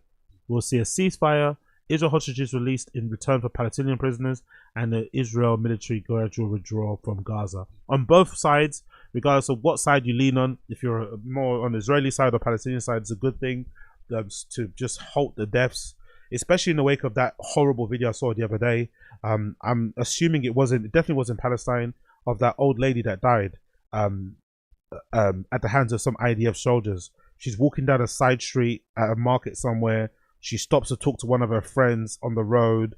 A van pulls up, guys jump out and just start spraying bullets. I'm not sure if they were trying to kill her directly or just kill people in that area, but unfortunately she gets hit. She goes down straight away. I think they continue spraying bullets and they kind of drive off, and you can clearly see, I think some BBC video kind of put it together that they were clearly like Israeli soldiers that had done that. It's really, really distressing video to watch. And that is one of many videos that you've seen. You know, I've still got the memory of watching that video of those innocent Palestinian people walking across an open kind of land and then getting fucking hit with a fucking drone out of the blue for no reason whatsoever. Innocent victims. So the deaths on the Palestinian side have been insurmountable. Like, I can't even begin to imagine what the official death toll is. What does she Google it? Official death toll in Palestine, or let's say in Gaza. What is it at the moment? I wonder what it is. Jesus Christ. The official Palestinian Health Ministry count of more than 46,000 Palestinian dead amounts to 10 times its count of losses in all previous Gaza conflicts since 2008. Fucking hell. Fucking hell. Let's see a measure of death toll in Israel. As of January 2025, over 47,000 people have died as a war. I guess as a consequence of the war, right? Over 47,000 people have died. Look at how one-sided it is. As of January 8th, 2025, over 47,000 people have died. 45,936 Palestinians and 1,706 Israeli. Jesus Christ. That is so one-sided, it's not even funny. Yeah. God almighty. God almighty. Sources familiar with the discussions agreed the dynamics of the talks shifted decisively in mid-December, and the pace changed. Hamas, already reeling from Israel's killing of the leader Yahya Sinwar in Gaza 2 months earlier, had become increasingly isolated. Its Lebanon-based ally Hezbollah had been decimated and had agreed that the truce with Israel. Bashar al-Assad, Iran's backed government in Syria, has also been swept away. Surely they can't justify this. Let's say Hamas is as bad as they say they are. Absolutely flattening Gaza, destroying everybody's homes, killing a bunch of people just to get rid of one terrorist cell or one terrorist organization is pretty wild, isn't it? Like, it's pretty wild. Like, murdering everyone in sight just to get rid of your enemies. Even though I know some of them hide within, public, I guess, civilian residences and shit. But flattening the whole place just to kill people from Hamas or the leader. Oof. The view in Washington is that Hamas was forced to abandon the idea that the cavalry was coming to save it. It's hard to overstate how fundamentally the equation changed and what that did for Hamas's calculus, says the senior administrative official familiar with the talks. An Israeli official who wished to remain anonymous said Hamas was not in a rush to strike a deal and had been dictating rather than negotiating. They said that the change after the death of Sinwar and Israeli operations against Hamas allies in the region. On top of that, the official said there was a momentum created by both US administrations, the Biden House, and the incoming Trump team. We could not achieve a deal like this until conditions had changed. On the 12th of December, Biden's negotiation team visited Israeli Prime Minister Benjamin Netanyahu, White House official security advisor Jake Sullivan, Middle East envoy Brett McGurk, and CIA Director Bill Burns were all in attendance. A US official who spoke on the conditions of anonymity and said the meeting lasted multiple hours and focused on a new regional equation and how we catapult from the Lebanon ceasefire into another round of intensive discussions in Gaza. There was also another piece of this chessboard by this stage, Donald Trump. On the 16th of December, weeks after Donald Trump's victory, the BBC spoke to a Hamas official who was unusually optimistic about the ceasefire efforts, suggesting they seemed to be more serious. The official, who had taken part in every set of talks since November 2023, appeared reassured by the fact that an advisor in the incoming US president had sent a message to mediators indicating that Trump wanted an agreement before inauguration. Yeah, of course, he'd want that on his docket, right? He'd want to seem as if he got the ceasefire done. That'd be a good mark on his book. And he's a stone cold businessman. He cares about the money. War doesn't make money. War just spends money. So he'd probably want to stop that ASAP, you know? So that makes a lot of sense. Trump also warned of all hell to pay if Hamas did not agree to release the hostages, but the Palestinian official was bullish. This time, the pressure will not be limited to Hamas, as that customary under the Biden administration. There will also be pressure on Netanyahu. He is the one obstructing the deal, and Trump seems to understand that very well. Okay, I love that. That's actually good. However, some officials' predictions that the deal could be done by Christmas proved to be optimistic. During December, the process remained beset with problems. Israel publicly ruled out releasing certain high-profile prisoners, while the White House accused Hamas of throwing up roadblocks over the hostage releases. A Biden administration official said Hamas was refusing to agree, and this was a breakdown at that point to a list of hostages that would be released in a phase on one deal. That's just so fundamental. This is a hostage release deal. Unless you agree to a list of hostages who will come out, there's not going to be a deal. The same official said that Hamas made completely untrue claims about not knowing the location of the hostages and added, "We held the line, basically left the table until Hamas agreed to the hostage list." Jesus, look at all the hostages. These are hostages of people that died. I think people that died. God almighty. The anonymous official said that Hamas had sought to conceal the number of living hostages and tried to dictate that they would send only the dead bodies. Yikes. For its part, Hamas claimed that Israel especially added 11 names to the list. Hamas considered them to reserve soldiers. The door was left open. And yeah, the end game. When Trump's man in Middle East arrived in Israel 11th of January, it was the Sabbath. Witkoff was asked to wait until the Sabbath and then ended before he met Netanyahu. But in the breach of customs, the envoy refused and demanded to meet the Prime Minister immediately. Netanyahu appears to have come under serious strong arming during the meetings and the intervention from Trump camp to get the Israeli government to set aside its final reservations seems to have been critical. The meeting was reportedly fractious, and the message to Netanyahu from the incoming president was clear. Trump wants a deal, now it's get it done. Commenting on the talks, an Israeli official who asked to remain anonymous said, "It's a very important meeting." Jesus Christ. That guy kind of looks like the dude from Sons of Anarchy a bit. When Witkoff returned to Doha, he remained in the room with the talks, spending time with Biden's envoy, Mr. McGurk, in what two officials called a near unprecedented transition effort in American diplomacy. This week, Hamas official Bassem Naim told Al Arabiya he couldn't imagine the deal could be possible without the pressure of incoming administration led by Donald Trump. By now, the fact that the deal could be imminent was out in the public, and not least among the families of those being held. The final 72 hours of talks involved constant back and forth over the final points, how the deal would be implemented, according to one account. So yeah, it's finally done. It's finally done. But of course, Mr. Netanyahu gives a stern warning, issues ahead of ceasefire. This guy, bro, man, he's like a real life villain in the movie, isn't it? Netanyahu issues warning ahead of Gaza ceasefire. Don't piss me off or I'll bomb you again, basically. Now, Israeli Prime Minister Benjamin Netanyahu says his country is ready to resume the war against Hamas, aka Gaza, aka Palestine, should the talks for a second phase of ceasefire fail. In a televised speech just hours before it was due to start on Sunday, Netanyahu stressed that the ceasefire was temporary and Israel reserved the right to resume strikes in Gaza and had been backing the President Trump-elect to do so. Fucking crazy, man. Netanyahu also outlined that he called the success of Israel's military campaign over the last 18 months, including the killing of Hamas leader. We changed the face of the Middle East. Oh, you changed the face of the Middle East for sure. Definitely for the worst. I think this has probably been the worst PR that Israel's ever suffered, to be fair. Now everybody calls Israeli Zionist, which they're not, you know? Not every Israeli is a Zionist and not every Zionist is Israeli. But now that kind of smudge of calling all Israelis Zionists and stuff and Palestine killers and whatever war criminals and shit has gone, is not going to ever leave. You know what I mean? It's some of the worst PR Israel's ever suffered. I'm not going to lie.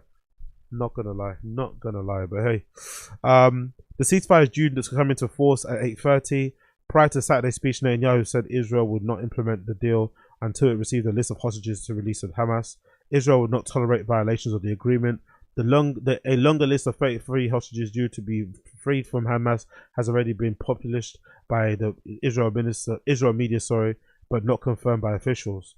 But Israeli authorities say that they have yet to receive the names of the 3 hostages due to be released on Sunday. Meanwhile, Israel has continued airstrikes on what they say is Hamas and Islamic Jihad sites in Gaza. More than 120 people have been killed since the deal has been announced on Wednesday, Hamas officials say. They've killed 120 people since they announced the deal, just to find, what, one person? Or a couple of people that are meant to be in Hamas.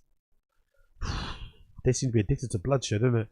Over the next few weeks, the 33 hostages are set to be released in exchange for the 1,890 Palestinian prisoners. See how even the prisoner amounts are really lopsided.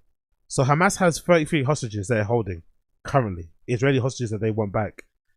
But Israel has 1,890 Palestinian prisoners. Fucking hell, they killed more people, they arrested more people. And Netanyahu's still not up for war crimes, yeah? Alright, cool, no worries. Under the terms of the agreement, Israel will also begin pulling back on forces from Gaza.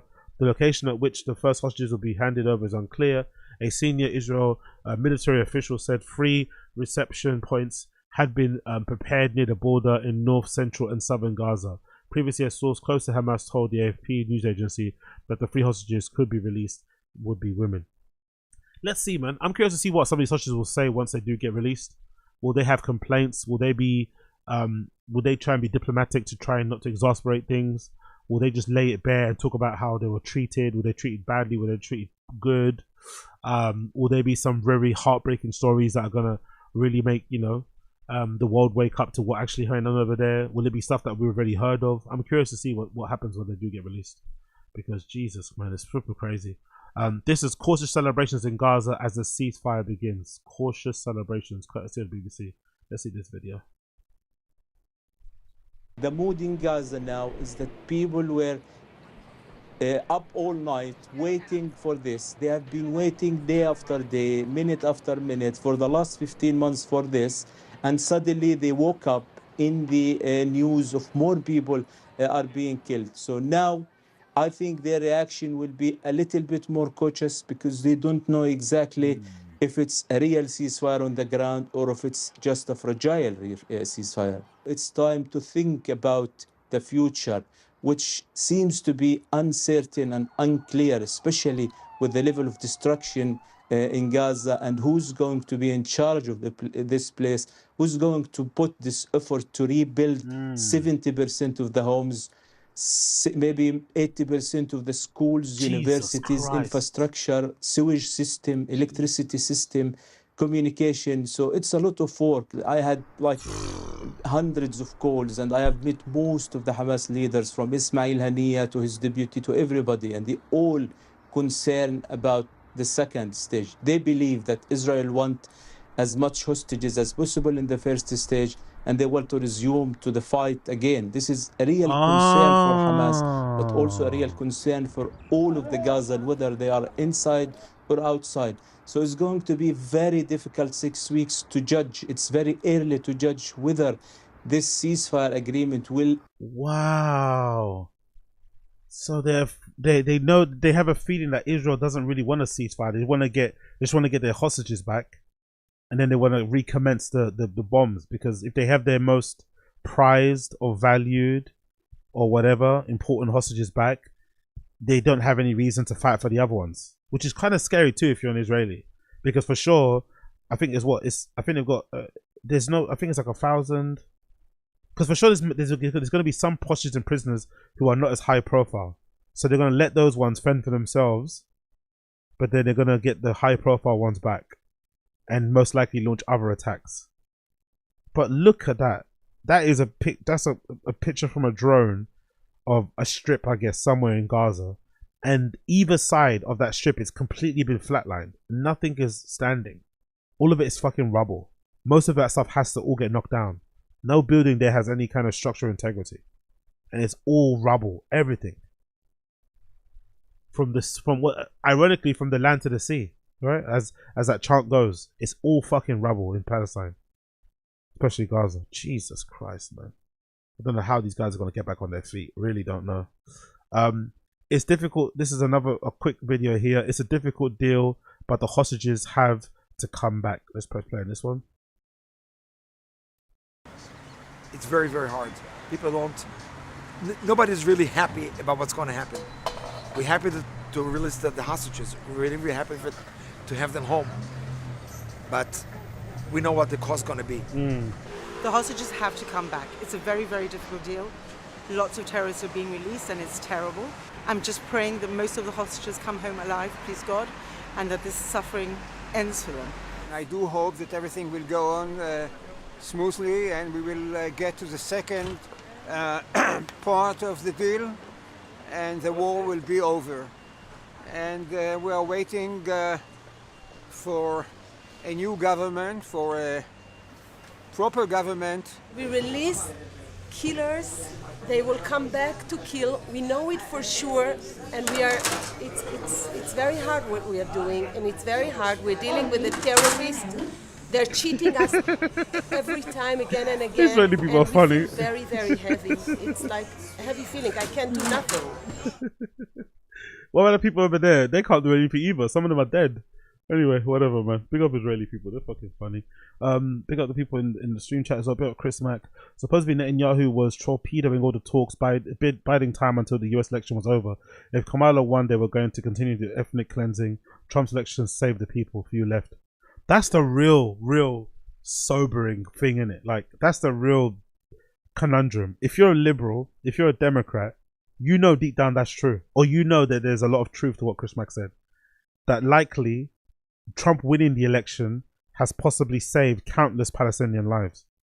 Even though fundamentally a lot of left-leaning people, a lot of people who, will say that they agree with the Free Palestine mantra, who are more like fighting or championing the efforts and the people of Palestine, specifically people in Gaza, are probably against someone like a Trump, right? You probably didn't think so. The Trump winning presidency is the reason why Free Palestine has come into effect and why these people may have some semblance of peace going forward. That's a real devil's bargain, that, isn't it? That's a real devil's fucking bargain. You have to allow Trump to become president and do what he's doing, or do what he might do. Who knows what he's gonna do going forward? Meme coin, say something crazy about women, take away some rights that you're really, enjoying over there, but the Palestinian people may benefit. Bad one, hard one to kind of strangle or wrangle over. So big up Chris Mack for that one. What else we got here? Big up Don Dotter. With the incoming Trump admin, who will back Israel with the entire kitchen sink of weapons? Palestine has zero leverage if they don't accept the ceasefire deal. True. Big up. What's saying here? What was it? A sort of funny comment here, actually. Big up MK. Israel and Palestine need to settle their beef with rap battles. Best bars get the Gaza Strip. Exactly what Don Dotter. Drop beats, not bombs. Yeah. That was actually a thing, actually, isn't it? I think that was actually a thing. The only thing I got annoyed by, to be fair, during this whole war, obviously was the countless people dying, but was a countless amount of fucking raves that were being thrown in support of the Palestinian people. Rave for Palestine, I'd never understood that. That's one of the things that really used to disgust me about the scene. All of these rave for Palestine, techno for Palestine. Like, what? How is this benefiting the Palestinian people? All it's doing is virtue signaling. All it's doing is making you look good, kinda. But how is raving? How is doing bumps in the toilet cubicle? How is fucking injecting yourself with whatever you're injecting yourself for? Doing GHB, slipping and sliding on the dance floor, covering yourself in cum. What is that doing for the Palestinian people? I really didn't understand that. That was one of the most troubling things. I'm happy that all that shit is over, because it was all disingenuous too, because they didn't really tell you how much they were trying to raise or what kind of money they were giving back. Like rave for Palestine, but what are you giving? Are you giving the entirety of the earnings from the flipping entry? Are you giving a portion of the entry tickets? And what percentage? Are you giving a percentage of the bar take? Which percent? Like, it was never clear on the details. Just rave for Palestine, rave for Palestine, rave for Palestine. What does that do? Honestly, absolutely useless. I think the protests here in London, the really big consistent protests every single weekend, it felt like that was happening, that was going on in Trafalgar. I think Parliament Square, they were going all over the place. I think those protests probably did a lot more than the fucking raves. Honestly, those protests did a lot more than the fucking raves, because those raves are fucking useless in my personal opinion. But again, what do I know? Absolutely nothing. Absolutely nothing. Cool. Let's move on. Let's talk a little bit about the banned Jordan 1. So, as I mentioned to you previously, Jordan Brand for some reason is deciding to bring back a very iconic shoe at possibly the worst time for Jordan 1s. I feel like Jordan 1s are probably at the lowest they've ever been in terms of popularity. You can see it from the resale prices on StockX. A lot of Jordan 1s are sitting. A lot of Jordan 1s are bricks. A lot of Jordan 1s are just not moving the way they were previously. Maybe it's because of the shift of the 4s, I'm not too sure. But the resale market has kind of created when it comes to Jordan 1s. The popularity in the streets is also created, especially if you look at places like Vinted. I think Vinted is always a good place to kind of have a handle on what like normie people are into. And if you go on Vinted, you'll find a bunch of people selling Jordan 1s, some of them pretty decent colorways for really close to retail, if not less than retail prices. So even normies who were obsessed with wearing Jordan 1s have stopped wearing them. So you lost the sneakerheads, you lost the normies. So there's no real point to try to push the Jordan 1s again. But obviously Jordan Brand and Nike in general are always very slow and late to the punch. And they decided to launch this new approach to retros, which I think should have come a long time ago, and it's now a little bit probably too late considering the shift in the sneaker industry. And what I'm talking about is this particular one.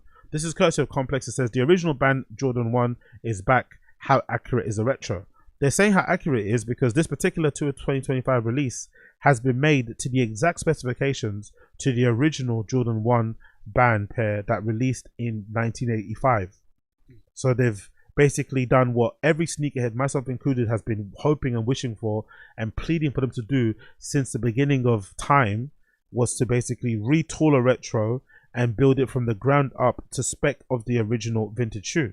And if you know, like a lot of sneakerheads, myself included, have had a very fraught relationship, very aggressively angry relationship with Nike, because over the years they've absolutely botched and destroyed a bunch of retros because they did the bare minimum. They didn't really go and try and go the extra mile and try to bring back the retro with exact specifications, even though the retro was only brought back in theory to attract sneakerheads, which I never understood. Right? If you're gonna do a retro, you basically do it because you know sneakerheads love them, and you know it's a very dedicated niche bunch, but they're definitely gonna buy all the fucking colorways because they love that model. Why not, when you release this retro for the first time, try and release that retro to be as close as possible to the OG, which will then encourage more sneakerheads to buy it.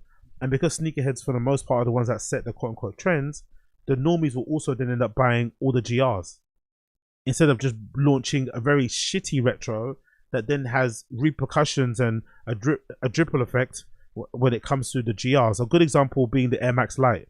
When the Air Max Lite was retroed, it was so poor compared to the OG, that the sneakerheads didn't like it, and then by the time it hit the GRs or the but by the time it was a general release and JD Sports and stuff, even the normies didn't like it either. But with the Jordan 1, the real issue here is that they're not as popular as they once were, and this has come about at a time when replicas, fake shoes are the best they've ever been. So somebody now can get a pair of a banned Jordan 1s from a rep company, from a rep store in China somewhere, probably get them shipped to their house with under 2 weeks, and it be a pretty decent quality for a quarter or a fraction of the price, and with basically unlimited availability, as opposed to this, which are made to spec, but the people that want to buy them are overbuying Jordans, and they're going to be limited, and you're not going to be able to get them easily, and they're super expensive. So it comes at the worst time possible. But let's actually check out the review anyway, courtesy of Complex and Brendan Doon. It says as follows: Air Jordan were hammered in the making of this product. Air Jordans were harmed in the making of this product. In 2023, when Jordan Brand started working on, wow, it took them 2 years to do this. That's way too long, no? So they started doing this when the Jordans were going through a renaissance, Jordan 1s. They were at their plump. I guess maybe even sooner than that. Maybe even 2019, 2020. I feel like Jordans were really popping off. And it took them 2 years to drop. So it takes them 2 years to do this. It took them more than, I don't know. It's been like 20 years since they've done a really good retro. And now it took them more than 2 years to put this out. And they completely missed the boat. When in 2023, Jordan Brand started work on recreating the 2025 release of the original black and red Jordan 1, that mythical band sneaker that kickstarted Air Jordan mania when it released in 1985. This was to be the 40th anniversary of the sneaker. In making the new shoe, Jordan Brand stripped down old pairs for parts. To recreate the nylon used on the tongue, designers cut the piece out of the 1985 pair and had chemists melt down to examine the chemical composition of the material. Sneakers were lobotomized, dissected to serve the goal of remaking the first ever Air Jordan. We had a few members of the design team that put their pairs up for sacrifice, says John Gads Grisby, the product director who worked on this year's Air Jordan 185 Retro. The Retro will debut on the 14th of February in the black and red band colorway for $250. It's meant to be a return to the form of Michael Jordan's first ever signature shoe, the silhouette in which he was warped and shifted into the years. Jordan Brand's positioning this new 25 build of the shoe as the Jordan 1 that comes the closest to the platonic ideal of the 1985 original. I would also go as far as saying that this is a picture of an original Air Jordan 1 from 85. I think part of the other thing that they misstep on, and misstep is the timing. I feel like this is the worst possible time to release Jordan 1s when they're not as popular as they once were, and the market has kind of disappeared for them, and the price is fucking crazy. But another thing they really missed out on doing is having the pair be aged somewhat. Going to this length to remake the 1985 so that it looks brand new, when most of the allure of the 1985 Jordans for people that are sneakerheads or just like streetwear kids and fashion kids is that kind of like worn in look. So it's the discolorized midsole, it's the cracking on the leather, it's the crinkling effect on the collar and stuff. That's why people buy them. They don't buy them because no one's trying to find a brand new Jordan 1 band or brand new Jordan 1 85 in the white and grey that's just completely brand new looking. You kind of want them to be a bit yellowed, you know. You kind of want them to be a little bit stained. Like when I think of the Jordan 1 85 white grey. When I think of these white grey ones, I think of a shoe that was clearly kind of looks a lot better when it's been like, you know, when it's kind of been aged a bit and doesn't look as kind of brand new as all the other ones that when it was put out. So I don't really understand why they released it this way. I'm sure there's a reason why they did it. I'm sure there's a logical reason why they decided not to make them discolorized or have the little bit of a worn look in them and make them look a bit more used and vintage.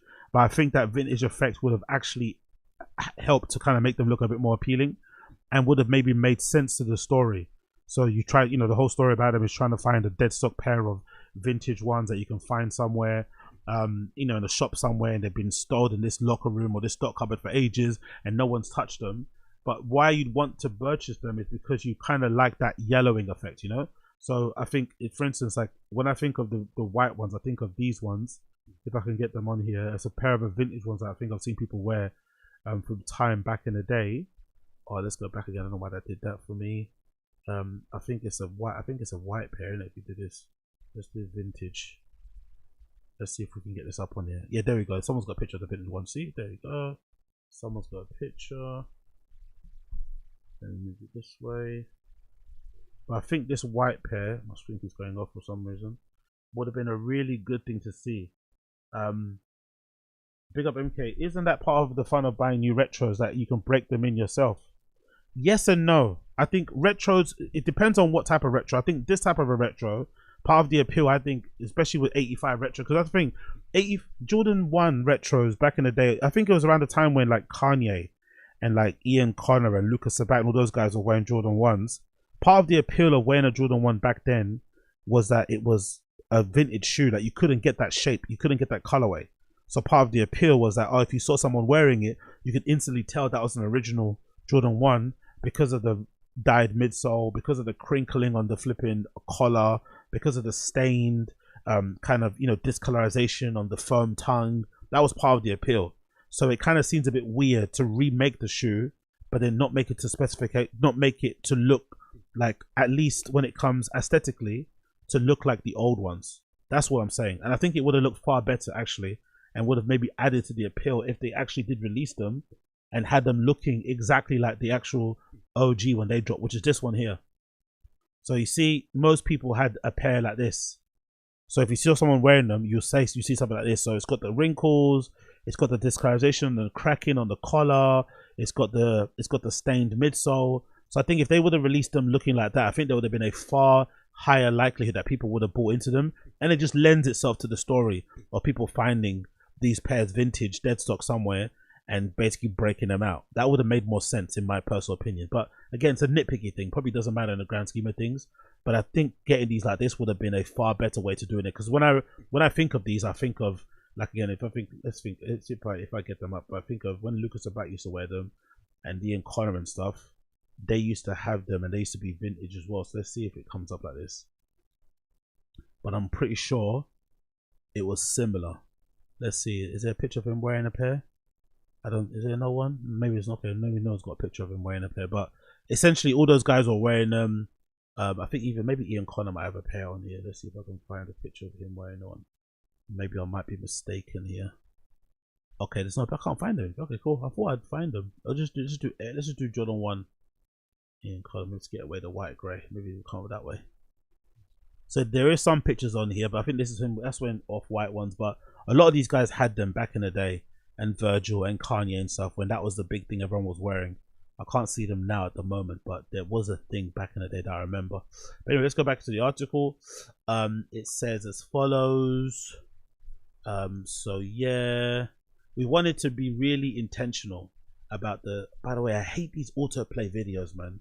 This is honestly one of the things I wish would get eliminated from all websites. These videos that autoplay on sites to kind of boost the view numbers and to help them get more ads is so intrusive. You can't block them or anything. I fucking hate them. I'm sure there's a plugin I can probably get that will block these videos. I need to find a way to block them because these things take up so much data and they're just so intrusive. Anyway, let's continue. We're going to be really, really intentional about the specifications of the story, all the cultural equity being mirrored back. This meant consulting the old shoe dogs who were at Nike when the Air Jordan was gestating, like the Bruce Kilgroys, best known to be the designer of the Nike Air Force One, and Brad Johnson, who worked on the original Jordans as product line manager. Pete Moore is a designer behind the Jordan 1, passed in 2022. It meant spending nearly a month at the factory in China, fussing over the retro's most minute details. You know what also would have been really good as a minute detail to do? If you're going to re-release these to specifications, why not re-release them with the original price? Why not release them with the original RIP, which I think somebody had a picture of them once I saw on social. I saw on Twitter. It might have been like $70 or something. Just as a ruse, just as a little kind of, you know, let's give back to the community. Let's not make everything a fucking, you know, money-making exercise. Let's actually tell a story and release these as per the original retail price, at least for the first drop. That would have been a pretty cool story, but they're not going to do that. They're gonna do something that we've been asking them to do for fucking decades, and then try and charge us two times what the retail is meant to be, and then have them in limited, and then have a bunch of fucking, you know, bots take them anyway. Like clever brand. They always find a way to fuck us over. At some point in the creation of their Jordan 1 1985, again this video, retro this year, Jordan brand employees pause to ask themselves whether the devotion to the minute shape and leather were worth the effort. Will people know? Does it matter? No, it's always mattered. Motherfuckers, it's always mattered. The thing I hate about Jordan brand is this. I remember back in the day on Nike Talk forums, there's a bunch of people on Nike Talk forums who are incredibly way more passionate about Jordan brand than I am. I've always been more of a regular Nike MX head, but in America, obviously, they care way more about Jordan brand. And back then, there was a bunch of people who worked at Jordan brand who were actually plugged into Nike Talk. Some of them would post on there. I think one of the guys' name was like Gentry or something. But they used to fucking hate those guys. And those Jordan brand guys also had a lot of contempt for sneakerheads, because they'd be asking for details, they'd be asking for attention to detail, quality improvements, little things. And the Jordan brand people were acting as if like they were above it all. Like, how dare you ask for anything? Just you take what you're given. There was almost an air of contempt between people that worked at Nike and the fans that love the shoe, especially the sneakers, because for the most part, the ones that were driving the sales and selling out all of these fucking niche models and crazy colorways were the fucking sneakerheads. They're the ones that kind of contributed to, you know, the sneaker industry being a $1 billion industry that it is now, that, you know, essentially everybody now is a sneakerhead. Back in the day, it was like a specific niche and a hobby that you're into or whatever. Now, basically, everybody knows what a Yeezy is. You know, everybody has kind of seen what a limited edition shoe is. Everybody knows what Qs are, what limited drops are. You know, everybody knows that sort of stuff. It's kind of common knowledge. But back then, everybody was crying out for this sort of stuff. And I remember specifically myself and others on forums saying, we would be more than happy to pay double retail if these fucking brands would retro the models that we want to the exact specifications to the OGs. Because you can't wear the OGs anymore, or they're not readily available anymore. So just remake these shoes as a retro, but make them to spec, charge us double, triple, whatever, we'll buy them. They didn't do that. They did the bare minimum, dropped them anyway. Some did still sell out, some didn't sell out. And now they're obviously paying the price, because now, however many years later, the only brand in the game isn't just Nike. There's other brands, there's other independent brands, there's other sportswear brands that have now taken over and are now kind of taking away dollars, spending money, or money that they would be making from them. And that's why they're doing this. So that's why they're doing this fan service. They're not doing it because they've now suddenly woken up. They're doing it because they have no other choice. So they're trying to entice the sneakerheads back, but it's too late now. Because if you really want this pair of shoe, you could just wait until the reps make them, the rep companies, because you know they're going to make them. And they're going to get them what? 85% right, 90% right. Most people out there don't know, couldn't tell you a fake Nike from a real one anyway. So if you just want the look, you're going to buy it. So the reps obviously have spoiled the market, but the reps have spoiled the market only because Nike continue to go with this fucking, you know, manufactured scarcity nonsense thing, instead of just making enough shoes that everyone can buy. Like, enough with the limited edition stuff. It doesn't make sense because everyone keeps getting backdoored. Everybody wants your stuff. Just make more of it so people can wear it. Like, this whole thing is a ruse. This whole thing is a game. I fucking hate every part of it. It's annoying. Will people know? Does it matter? Of course it matters. That's why you're making them.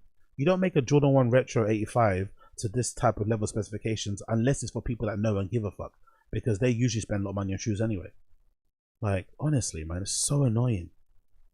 Jordan Brand's hope is that the sneaker will satisfy even the fushiest of collectors. This might come as an annihilation for those without the discerning eye to pick out what makes an Air Jordan 1 stand apart. In a conversation with Complex about the shoe's creation, Grigsby reiterates that it's meant to be a one-to-one recreation.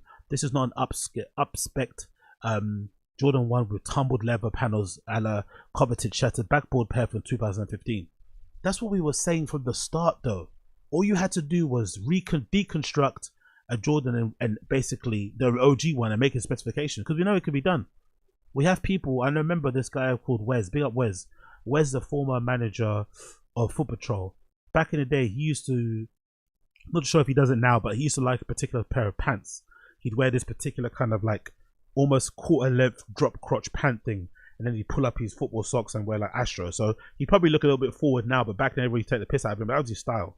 And I remember he told me, like, yeah, he'd just go to Thailand and he had a particular, like, he liked that particular shape of style of pant, drop crotch, 3/4 length. He'd go to a particular tailor in Thailand and say, yeah, make me 10 of these in different materials, and the guy would make them. And I'd say, how do you do that? Yo, he deconstructed my shit. So I gave him an original pair I had to sacrifice. They deconstructed it and then they use that deconstruction as basically patterns to make other styles of other styles of pants. So I'm also sure that you could do that with footwear. Yes, footwear is more expensive, I understand that, but Nike have the money to buy more tooling, to redesign their tooling, to design stuff from scratch. They have the money to do so. They don't, because it obviously is way more cost effective to make a shitty retro than to make it to specification, because specification means you're going to spend more money. So for sure, this Jordan, I'm not doubting, probably does cost them way more money to make per pair than a regular retro. But in the end, the fans who love them are going to buy loads of them. And essentially, if you do end up making GRs of this with less quality, they're still going to sell, because all the sneakerheads that are wearing them are going to set pace, and people that are following those people are going to want to buy them anyway. But now it's come at the worst time possible, because no one's wearing fucking Jordan 1s. It's fucking stupid. So they could have done it years ago. They don't. They do it now when it's too late, and they want you to pay $250. Go fuck yourself. In some ways, Air Jordan 185 reissues feels like a response to the high-end Jordan 1 replicas created by independent makers like Zlar Studio, who propped up the cottage industry dedicated to remaking totally unauthorized Jordan 1s better than Jordan Brand. Look at Complex being a bootlicker. Totally unauthorized. That's actually a good point. I wonder if that has played a part.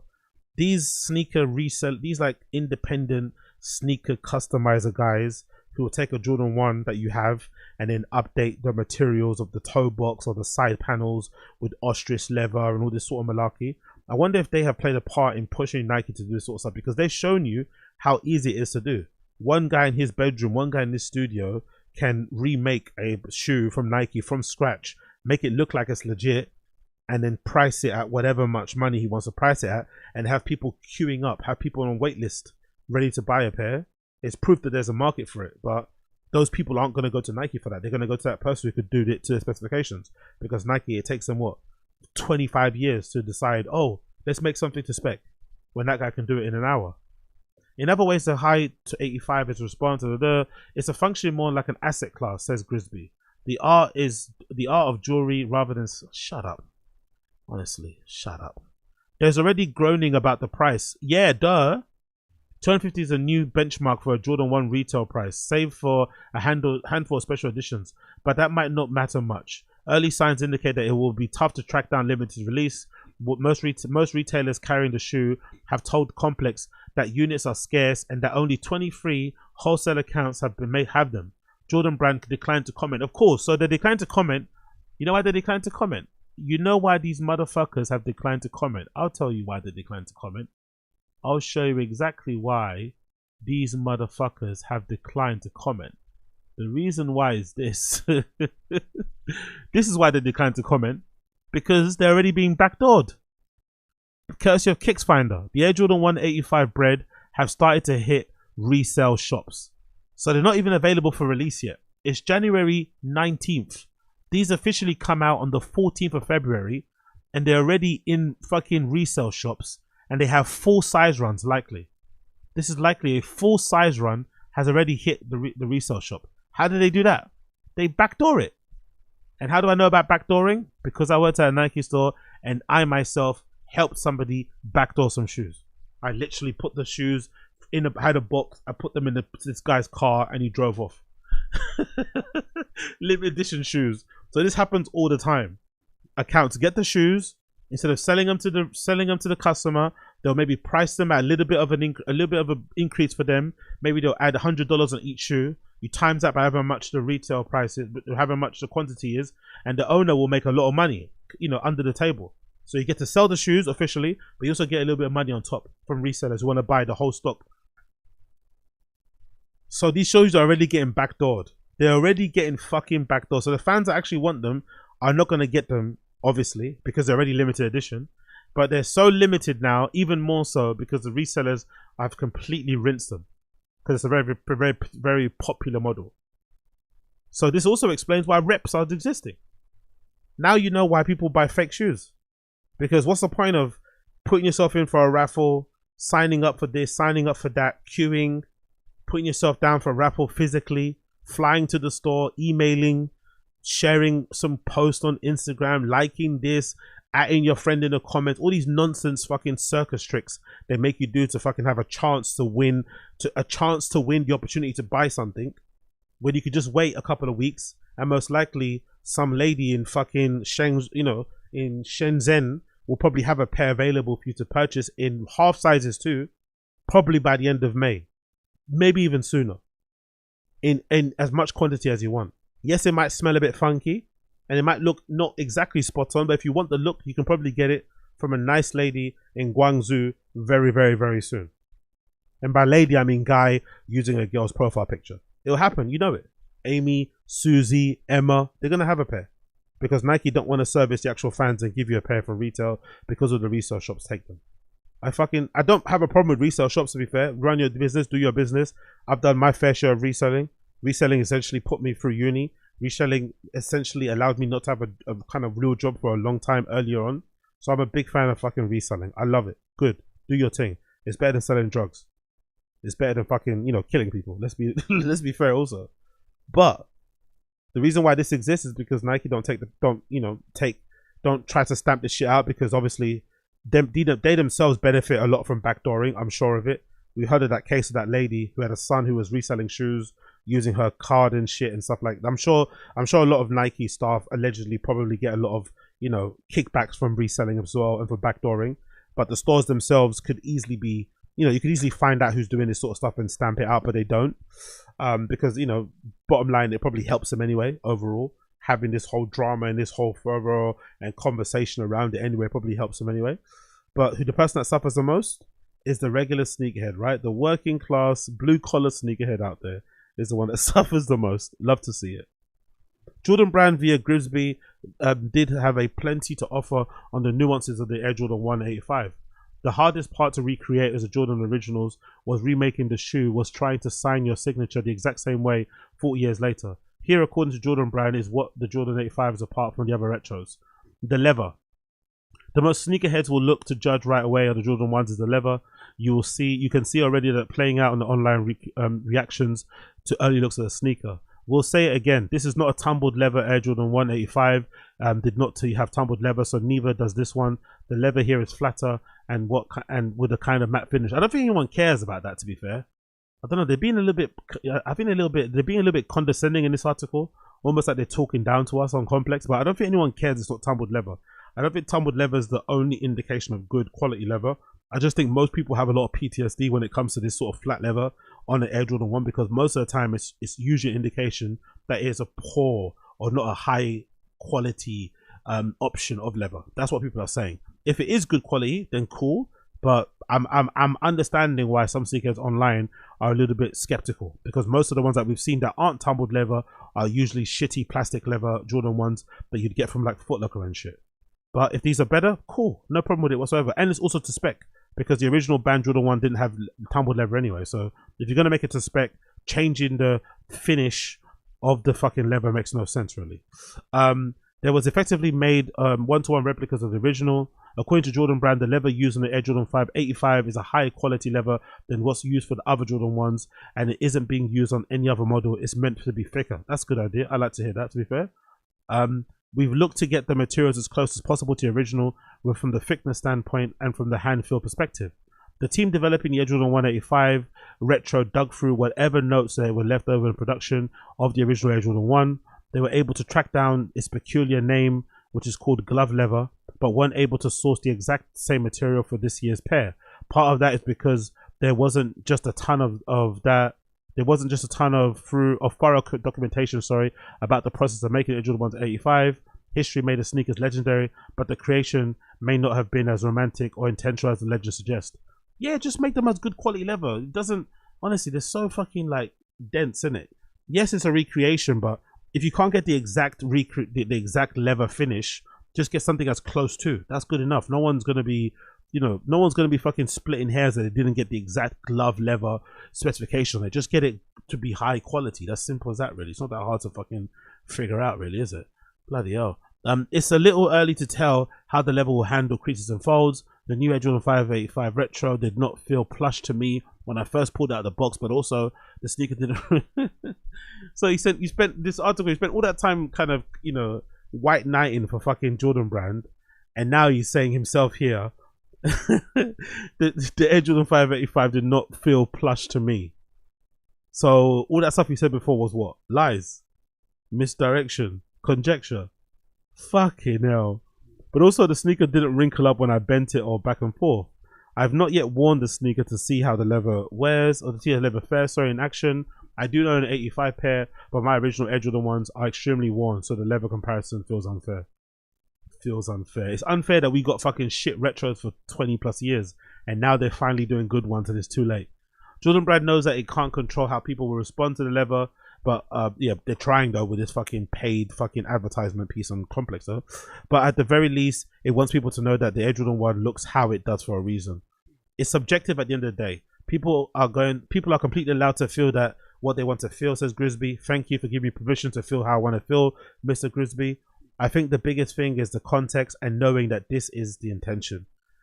The sneaker is built for longevity. Jordan Brand wants the leather on this Air Jordan 1 to be better by age, but what may be stiff right out of the box is meant to be broken into and truly enjoyed. Grisby likens a shoe to a good leather jacket or an Eames lounge chair. All right, let's relax. Let's fucking relax, right? Let's fucking relax. It's the goal is that to wear his over time. The trope will be familiar to Air Jordan 1 devotees, many of whom will justify purposely trashed pair by claiming the more beat they get, the better they are. Unfortunately, this isn't something that's shared by most sneakerheads. Most sneakerheads don't feel this way, especially Jordan brands. People that wear Jordans usually like their Jordans to look box fresh. That's why you see people on like Nike Talk forums and other places dedicating pages and pages of a thread of how to like restore the icy soles of Jordan 11s, of Concords. You'll see that back in the day, that used to be a thing. How to restore Concords, how to restore like Jordan 6 infrareds and shit, or laser red, sorry, or I forgot what is it, laser reds or whatever they're called, right? So that's a common thing. Like people that wear Jordans don't like, even when you see people proposing in Jordans and they're creased, the comments will be fucking going crazy. Oh my god, how can you crease your Jordans? So Jordan Brand people don't really like creasing their shoes. So this whole devotion to the thicker level, wear your shoes thing, it's not gonna work. They want their thing to look the way they looks out of the box. That's why I said I think it was a better idea if they just would have made them look distressed out of the box. I think it would have saved all this nonsense and all this fucking back and forth. Just make them look distressed, have the stained midsole, have the purposeful crackling on the upper and shit, make the collar look all crackled and stuff, make the fucking laces discolored, and everyone would have been happy. You would have that fake vintage look without people needing to wear them in, because no one's gonna wear them in. That's really a sneaker. They're gonna buy 3 pairs and, you know, walk around like a fucking duck to not crease their shoes, because that's what sneakers do. It continues. The original Jordan 1 standouts in this regard. The pair has usually tolerate regular 40 years plus later. Sorry, let's read that again. The original Air Jordan 1 stand out in this regard, and pairs can usually tolerate regular wear 40 years later thanks to the simple components of rubber and leather. But that's not the case for the original Air Jordan models from the 80s and 90s, most of which were prone to crumbling soles. My 1985 Air Jordan 1s are absolutely pasted and still nowhere near falling apart. But that's not really because of... They're not falling apart because the components are not simple. They're falling apart because of the polyurethane midsoles and because they weren't stored in dry, cool environments, and over time those midsoles crack and crumble. Most of those shoes, especially from the 80s and 90s, the only thing that crumbles is the midsole. The uppers are completely intact. There's nothing wrong with them. I've rarely seen somebody that has like original Jordans or original Nikes from the 80s and 90s have the uppers give way or get ripped or damaged or open up, or you know what I mean. Like, it's perfectly fine. All you need to do is replace the midsole or the outsole. That's why people do kind of, you know, they do transplants and shit and exchange one midsole and outsole for another, because Nike also hasn't innovated in a long time. So a lot of shoes nowadays can fit the same model they did back in the day. It's not because they're not made of good material, it's just because the polyurethane degrades over time if you don't look after it. Yeah, whatever, what do I know? We wanted to set the shoe up to what we're releasing this year to be basically be able to worn for decades from now on. One hopes that the Air Jordan 185 will hold up better than the Air Jordan 1s on the late 2010s. Some of the pairs, like the last release bands and the black and blue royal ones, will succumb to mysterious feel of sparkly dust. They're tucked away in boxes for too long. When I pulled out my royal Jordan 1s from 2017 to compare them to this year's band, the upper's coated in glittery sheen. The latest Air Jordan 1 is made of completely different material, and according to Jordan Brand, shouldn't have the same problem. We don't expect that it will happen with these. Obviously, time will tell. Jordan 1's shape. The hardest part of designers was remaking the shoe was the shape. This has been decades-long process. Grimsby points to the Air Jordan 1 retros produced in circa 1984 with the versions that are best recreated in 1985 Air Jordan 1 prior to the release of this year's remake. Each iteration has gotten a little closer and a little closer to the original. This one was intended to be the closest to date. So from the back here, you can see it's a little bit more bulbous than usual Jordan 1s from what I can see off of my head. Usually the heel cup at the back isn't this round, and there's definitely a bit more of a angle on terms of the midsole. Most Jordan 1s usually come down flush, horizontal down that way, but they've definitely kind of made these more to spec because most retros aren't this shape. So you can probably tell from the back already that this is definitely an 85 retro, which is a good thing. You can tell from the shape already this is different than most Jordan 1 retros, which is, I think, is nice. Apart from the colorway, which is obviously will be a dead giveaway. When Jordan Brand first remade the 40th anniversary reissue, it did this by drafting the shapes of other reissues. Ultimately, the design team made the decision to instead start from scratch and rebuild the shoe from the bottom up, which you obviously should have done. This isn't a pat on the back. This is what should happen. But they have to keep saying it. It's fucking annoying me. It's like, this is the bare minimum. Like, how else are you meant to make retros? Just looking at that fucking picture, like, fucking hell. The Air Jordan 185 isn't as tall as some recent Air Jordan 1 retros. I found the 2016 era Air Jordan 1 build to be visibly taller, whereas the collar height for the 2025 pair in hand is within millimeter collar height of my original 1985 pair. Jordan Brand concedes that the recreating the originals one-to-one here is impossible task, as there was not one consistent height across the original pairs. But then Air Jordans came from a handful of different factories and the output was not identical. There was a disparity in pairs because they have 5 different sources. Just pick the best one in it. It's almost like they're trying to make us feel bad and feel glad or give them a pat on the back for doing their jobs. Just pick the best one. Like, we don't give a fuck. Yes, there were 5 different sources, different factories. Cool. Pick the best one. Which one is regarded as the best retro usually? There's going to be one. Most sneakers are going to have one source, whether it's Vietnam, China, whatever factory they're made in. Just recreate that version. It's not that difficult. They're literally trying to, like, you know what I mean? You want a pat on the back for, like, going the extra mile that you're meant to do anyway. Where else did Jordan Brand seek to perfect the shape of the Brand Jordan 185? There's a backside, which flares out at the top of the collar and tapers down on the midsole. The midsole shape is striking when viewed from behind, especially in contrast with the more straight down one from the 2016 era, like I said.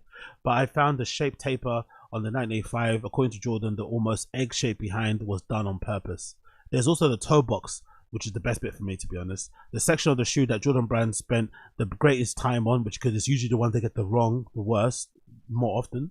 It's one of those pieces of sneaker anatomy that obsessives immediately check for historical accuracy, as Grimsby well knows. One of the most critical areas of any shoe is the toe. If you don't get that toe right, you're kind of disqualified from the jump. Yes, and they've been disqualified for ages. So I'm glad to see the toe box is finally good. Finally, you can even tell the toe box is good from the front. How it kind of, leaps over like that. You can even tell from the front that they've got it correct for once. 985 Jordan is a pinnacle iteration of Air Jordan 1 line. Its premium offering based on execution and cultural legacy, exclusivity and enduring design, lasting value and wearability. How is that connected to the toe box conversation? Okay, cool. I guess, okay. Why did they cost too much? Okay, cool. Why did they cost $250? Air Jordan fans offering feedback in the comment section on social media do not seem to be ready to hand over $250 for an Air Jordan 1. C connectors have long accepted way heftier prices on the secondary market, but there's been a decent amount of pre-launch sticker shock of those unwilling to stomach $250 retail price for a remake of a 40-year-old sneaker made of old-fashioned rubber and leather. No, they just not want to do it now because the market has shifted and no one wants to buy Jordan 1s.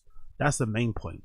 If they would have done this at the height of Jordan 1, of Jordan retros, these would have sold out instantly. Price them at $300, they'll still sell out. People buy fucking designer shoes every day and they are like 3 times what fucking normal fucking sneakers are. So this is not a question of the price. It's just people don't care for Jordan 1s as much as they did in the past. The demand's just not there. Maybe if they did this sort of treatment to Jordan 4, that seems to be in popularity now, that'd be a different thing. But Jordan 1, no one gives a fuck. You probably could be justified in making an exact copy of the original Air Force 1 now and charging $250 and people would buy it, as opposed to Jordan 1. It's just not in vogue anymore. Jordan Brand believes that it's justified in charging that much based partly on the extent of which other brands have copied this design. The justification for you to buy a Jordan 1 is because it's the most copied Jordan shoe. Come on, man. You're not even trying to sell the quality or the legacy or the whatever. Like, what you're trying to sell, oh, because everyone copied us, you should buy the original. We're buying the copies because you guys fucked up the original so much. That's why it's yeah. Jordan Brand believes that it's justified in charging that much based partly on the extent to which other brands have copied its design to create its own expensive high-end sneaker. The Saint Laurent SL 10H model is probably the most famous example there. Yeah, fucking Hedi Slimane did his shit there. Hedi Slimane did his fucking shit on that shoe. Whoever designed it when he was there did their fucking shit, because that shoe had a chokehold on the streets at one point. Jordan put a significant amount of time and energy into creation of the Jordan 1. The shoe comes with a new tooling, which is an expensive component to footwear manufacturing that will generally up the cost of production. Jordan Brand pointed to the shoe's rarity, legacy, and balance of supply and demand, and the intentionality of its remake as factors that went into determining the price. Whatever, man. They could determine it any way they want to, and it's like whatever. Innit? It's just unfortunate for them that this is just not the time that Jordan 1s are in vogue or in trend anymore. People just don't give a fuck about Jordan 1s. It's just not gonna hit the same way it was in the past, and they fucked up so many retros in the past. People are skeptical. And you know, they're going to be hard to get hold of on purpose because they want them to be limited to create fake scarcity when they can just make way more to satisfy demand, but they don't want to do that. They could also charge them reflective of the actual original price that they were retailed for when they first released, as a sort of like a thank you to sneakerheads or something, quote unquote, a way to kind of give back in a weird way. They don't want to do that either because they like making money, which I understand also. So it is what it is, isn't it? It'll still sell out, don't get me wrong. It's still going to sell out with ease, but let's stop with all this fucking nonsense. Recreating the Air Jordan 1 sole. The bumpy texture along the midsole of the Air Jordan 185 is digitally replicated from what is used in Jordan 1s back in 1985. Each little number in the rubber is actually taken from one-on-one from the Air Jordan 185, which had a hand carved in the 80s. This is a detail that most would gloss over. I've never seen complaints about the midsole pattern on the past Jordan 1s, but looking back at a pair of 2010s, I can clearly see a difference in this year's version. My pair of Air Jordan 1 2017 has more uniform pattern along the midsole, whereas the tiny cuts line up with each other. On the 2025 pair, the application feels more random, creating an impression of an imprecise human touch. That's pretty crazy that all this was done by hand back in the day, and now it's all done by a computer. They still fuck it up. That's incredible, man. This detail, the swoosh is different too, which is a nice addition too. I think on the original ones, the swoosh was a different material, which kind of gives it a different sort of finish, which I really like. If you look at 95 Air Jordan 1 up close, you might notice how the swoosh on the upper sticks out from the rest of the shoe. Run your fingers along the section of the sneaker and you'll feel the difference. Jordan Brand says the 1985 uses synthetic leather on the logo, which contrasts with the legit leather used on the rest of the shoe. In recreating the sneaker, the designers of the new Jordan 1 Retro had to consider whether to fulfill that subtle difference in materials. They had a debate as to whether the swoosh should have real leather or like the original synthetic. Jordan Brand decided to have the Jordan 185 mimic the original. Its swoosh is made of synthetic leather, where the shoe uses authentic leather elsewhere. That shouldn't really been a debate though, innit? If you're going to make a one-for-one retro, just make it one-for-one. Like, where's the debate? Why would you make the swoosh like... Whatever. It's just anyway, I don't know what to say. What else is up? Anyway, that's basically it. So if you want to buy a pair, try. But as I said previously, it looks like they've already hit the fucking resale sites. So most likely, if you want a pair, you're probably gonna have to wait until they hit the official resale places to get a pair, or just wait for the reps. But getting them retail is going to be very difficult because they're limited. I think I heard somebody say they're going to do some gimmick about having 23 pairs in 23 locations. So no, 23 pairs in each 23 locations that are going to be stocking them, which is obviously to tie with Jordan's 23 number that he wore when he was playing basketball and shit, which is obviously super naff and corny. But that's what I heard they were going to do. Other people are just saying it's very limited and they're not exactly specifying their number. So when people say that, it probably means you're probably going to get less than triple digits per location, you'd imagine. less than triple digits, I'd imagine. Less than triple digits will be available per location. So the likelihood of you being able to secure a pair retail, especially when resale sites are getting full size runs, is very, very slim. Very, very, very, very, very slim. Jumpin', them boys up to something. They just smell like. But it's a really nice shoe. Unfortunately, most of us won't be able to buy a pair. But it is a very, very, very, very, very nice shoe. Just wish it was a lot more easier to get. But hey, they don't want us to have the shoes, innit? They don't want us to have us as shoes. What are you guys saying in the stream chat? Give me a nice Adidas tracksuit and a pair of Jordans, baby, says Jack. Big up Jack. eBay got the steals. eBay shoes isn't part of the fun buying the retro. Big up MK. Right, don't you know exactly. Big up Mr. Fashion Roadman. Every company needs a wake up call when their ego gets too high. The same thing is happening to Gymshark right now. Oh really? Yes. Oh, I haven't checked the Gymshark shit. I've seen a bunch of guys. I think I saw one black guy. I think he's a fitness influencer making a video about Gymshark taking him to court, and I've seen a bunch of videos come up on my home feed, but I haven't clicked them, so I didn't know what was going on. But I guess that might be tied in with the quality stuff or something's going on there. So that's a real shame, man, because how they came up and stuff, and the popularity of Gymshark's been pretty cool to witness from afar. Every time I go to a gym, there's at least one person wearing Gymshark attire in there. It's become this whole thing. The fucking head office they have, all this malarkey. You know, the founder, he's got a cool story as well. You know, printing shirts at home with a fucking, what you call it, transfer paper and stuff, to building the brand to being what it is now. So it's a shame that it's kind of now gone into a phase where, you know, the disappointing customers suing influencers allegedly. It's pretty wild. But yeah, I need to check out what's going on there with Gymshark. Big up Don Dotter. We're just about to make a joke about being backdoored, but reality beat me to it. big up Don Dotter. MK speaking for experience. The QC on the reps is almost better. Yeah, exactly. That's the thing. Big up FBX Putter. Yeah. The wild thing is some replicas actually have higher quality finishes than the retros, because you'll see some people doing like QC, which is a quality control checks on some replica Reddits and stuff, and you'll see people posting. Sometimes they'll do side by sides, like, hey, I bought a retail pair of the shoe and a rep. Those people are super amazing, right? They're going out of their way to kind of contribute to the community, and they're buying one fake, one real shoe just for the, you know, just to give people a resource and a reference to kind of go back on. And you see people in the comments say, I actually think the retro looks like better quality than the actual real pair, or they'll be confused as to which the real pair is, which is super hilarious. So sometimes the replica factory, especially if you get like the issue is the consistency. From what I've been seeing, replicas, you have to kind of buy them in the moment. If you wait too long, you won't get good ones. So if you buy them in the right time from a particular factory, you'll get a really good one. If you wait too long, you won't get a good one. So you have to kind of be quick on the mark, even though they're kind of limitless. They can always make new pairs. If you strike while the iron's hot and get in there, you can usually get a good pair. You just have to put up with them smelling awful and taking maybe 2 weeks to arrive when they do finally do ship. So I guess that's it. But big up Jordan Brand. At least they're trying, I guess. At least they are trying, I guess. Moving on, let's do some fashion stuff. So Milan Fashion Week is happening at the moment, and I bought 2 collections here that I want to check out.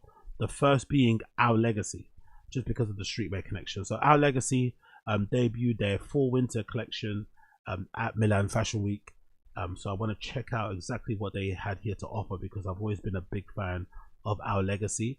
And yeah, they've actually taken a minority ownership stake from LVMH as well. So this is pretty big offering and selection here from Our Legacy on the basis of that injection of money from LVMH. So let's see what we get here.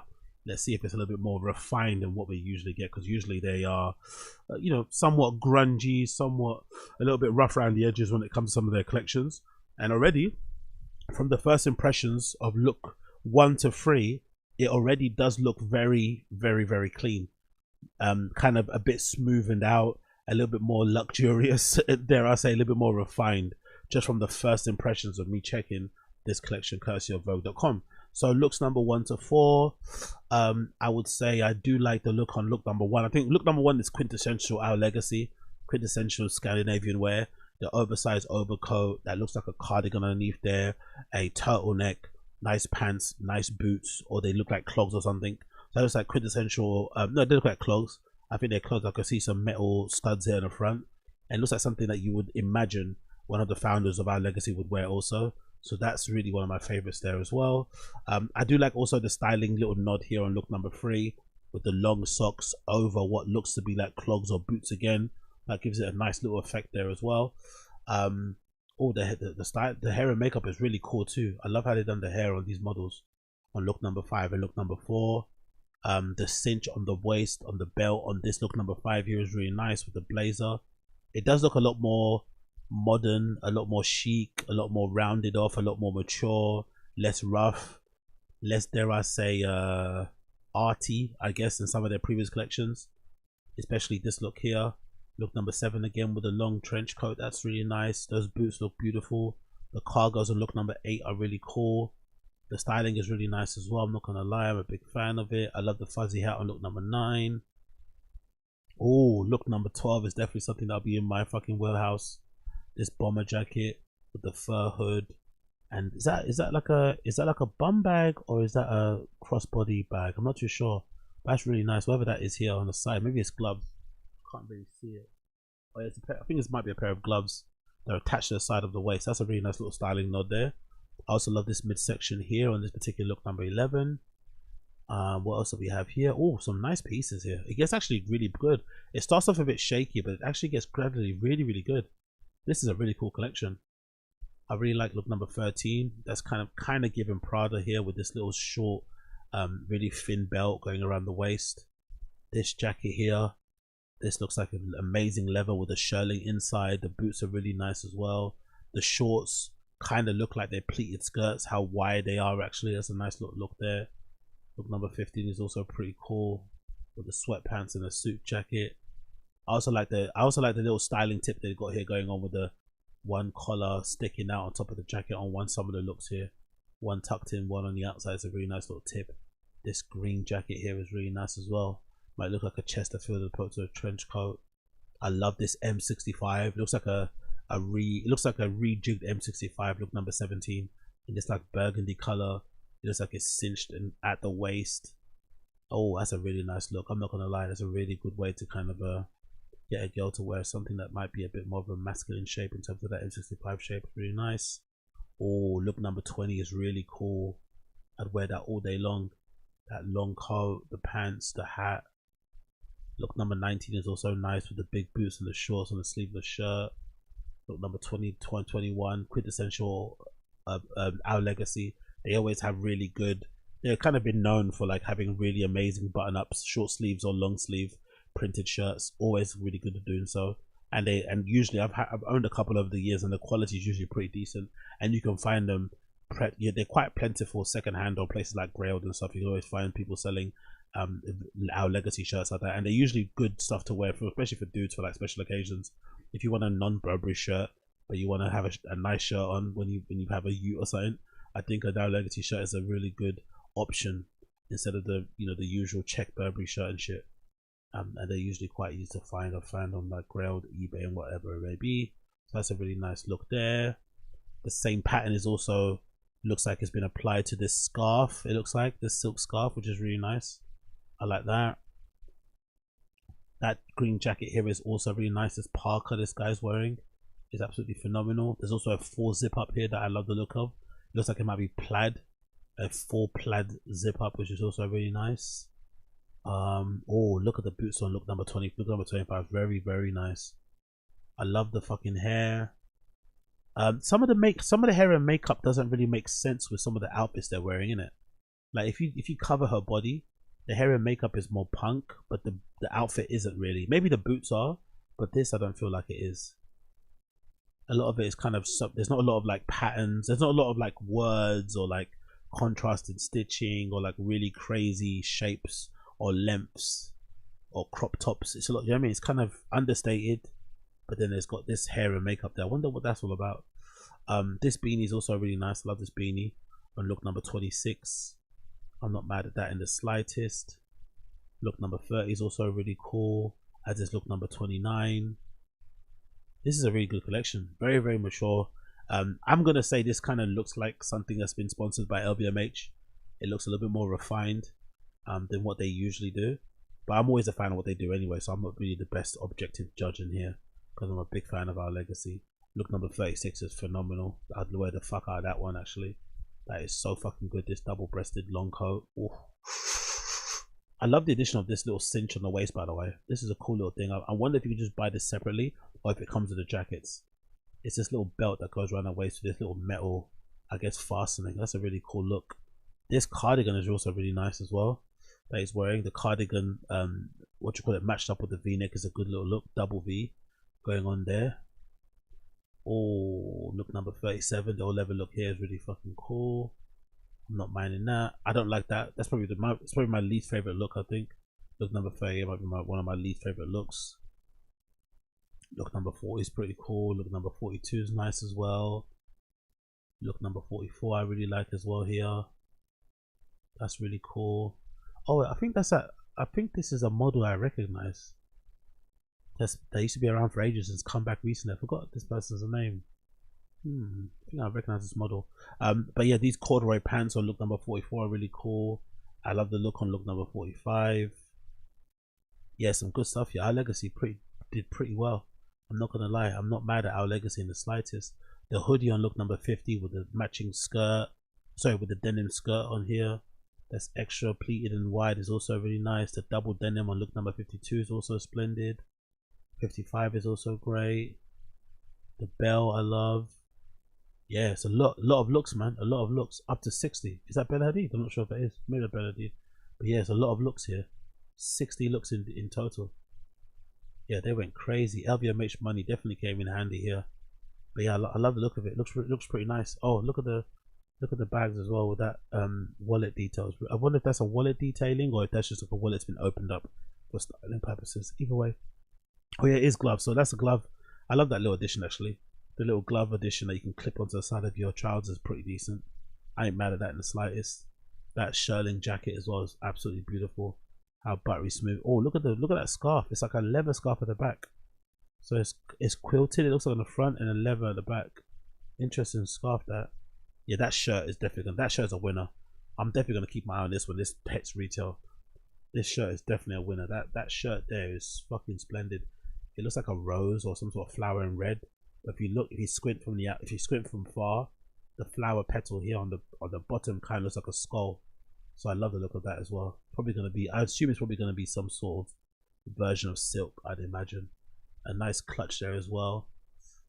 Kind of, I guess, Asian influences there, some of it included, but it's really nice. Those boots are also really nice with the square toe at the front there. I ain't mad at that in the slightest. Yeah, this is a really good collection, I'm not going to lie. The red shirt with the black leather gloves is very sinister, but also very chic. I ain't mad at that. I ain't mad at that. Yeah, I love it all. I love it all. I love it all. I love it all. So big up Our Legacy. Let's read actually a little bit of the Vogue blurb here before we move on to the last section, which will be me covering some of the Prada stuff. So what they say here, LVMH took the minority, what's it say? No, there's a quote here. It says, all the world stages and all the men and women merely players. They have their exits and their entrances, and on the one man in his time plays any part. All the world's a stage, and all the men and women merely players. They have their exits and their entrances, and one man in his time plays many parts. William Shakespeare, As You Like It. That LVMH took a minority stake in Our Legacy in November is big news. Big news that thankfully had no visible impact on the brand's strongest showing for fall.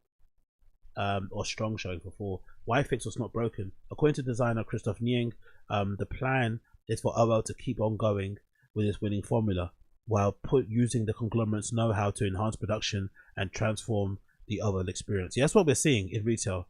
I think that's what's been increased here. I think the production has been increased. It looks way better. It looks way smoother around the edges. I personally did like the kind of kitschy, off-kilter, a little bit rough around the edges, DIY-ish, almost student collection vibe of Our Legacy.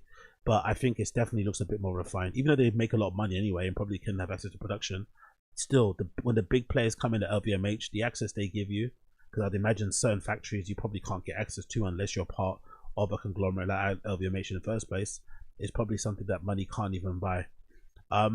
Personified Our Legacy is a strong, silent type in the world where it seems like you have to shout to be heard.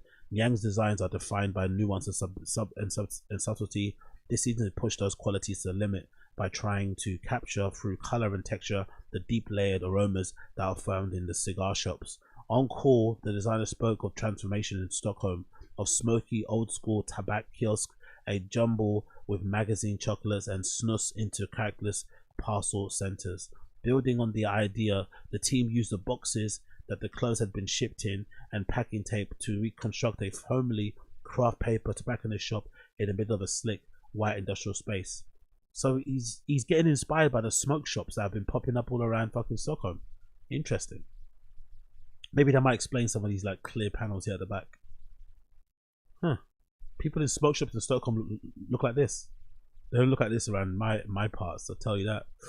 Transformation, especially in relation to the environment, was Niang's preoccupation this season. It's not only his local tabac that's been altered. The designers recounted that he ran into a man he played floor hockey with in a park and didn't recognize him out of context. Running with that idea, 2 different sets have been created for the lookbook, in which the images are meant to be read in pairs. The environment on the left, all warm and polished wood, and meant to resemble an auditorium, alu in Swedish, which is the title of the collection, Shades of Tar. The set on the right features a painted wood panel and plastic stretch on the frame. The idea, Niang explained, was that the atmosphere should be tinged yellow as if it had been smoke stained.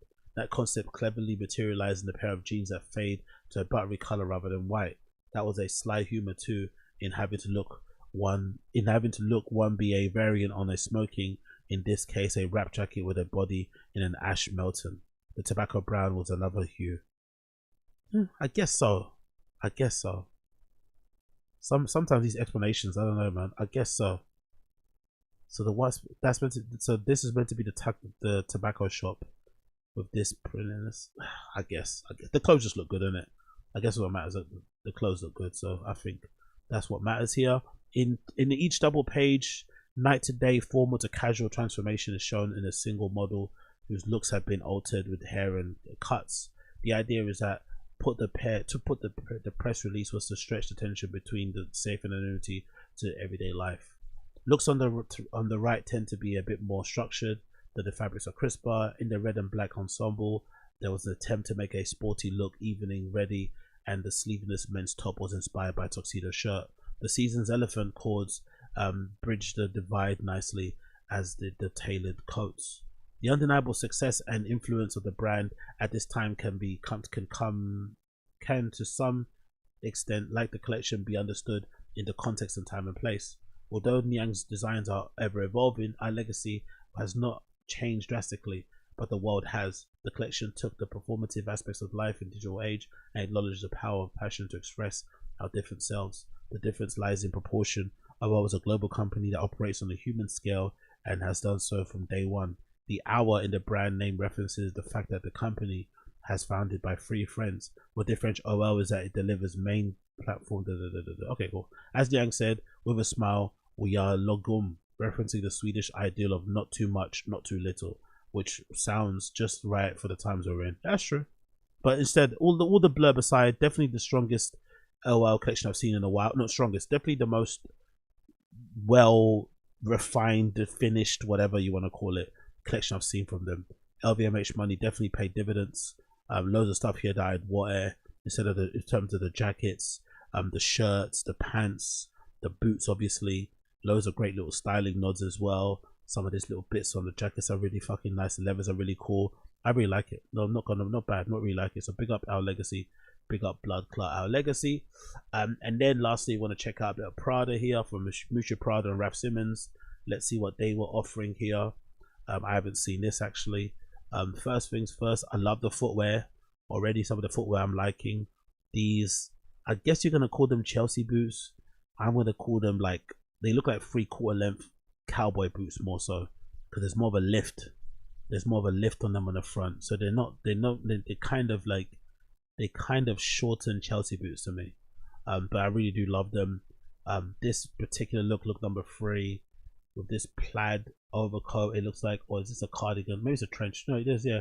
It's an overcoat with this plaid shirt on the inside. Looks really fucking lush. I wonder what the thinking is behind having the models be topless underneath some of these jackets and shirts. Very easy wearing a shirt. I wonder what that is all about. Even this shirt here, look number 5. This U-neck Or this O-neck tight shirt is really nice. That shape is actually quite interesting. How it kind of almost flares out here towards the edges. But it's also like a tight muscle shirt fitting. So it's got a very, what you'd maybe deem to be, you know, effeminate sort of like neck hole and shape here on the waist. But then it's also muscle fitting as well to make you look jacked and shit. I also love the look of look number 6. This overcoat here that has this, I'm assuming it's going to be faux fox hair lapels as well, or collar, sorry, going around here is really fucking nice. The baby blue suit under that coat is really cool too. Gives me Nick Cave. This is a very Nick Cave outfit. Look number 4. What else do I like? Oh, look at the trench again. That plaid. Okay, this plaid trench in both colorways so far has been a win.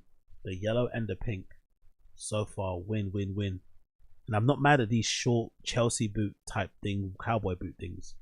They do feel like more like, they do feel like more, oh no, they're not even short. I take it back, they're not short, they're actually regular length cowboy boots. They're just really plain looking without all the crazy adornments and shit. As you can see on this picture, that's the top of the cowboy boot. It just comes just near under the guy's knee. So it's a regular cowboy boot, just doesn't have all the engravings, all the other bits and bobs on it, but it does look really cool. Oh, the bags as well are really nice. That purple bag is really cool. I ain't mad at that in the side. It looks like it's also got a strap to carry across your waist. Sorry, to carry across your body. I ain't mad at that in the slightest.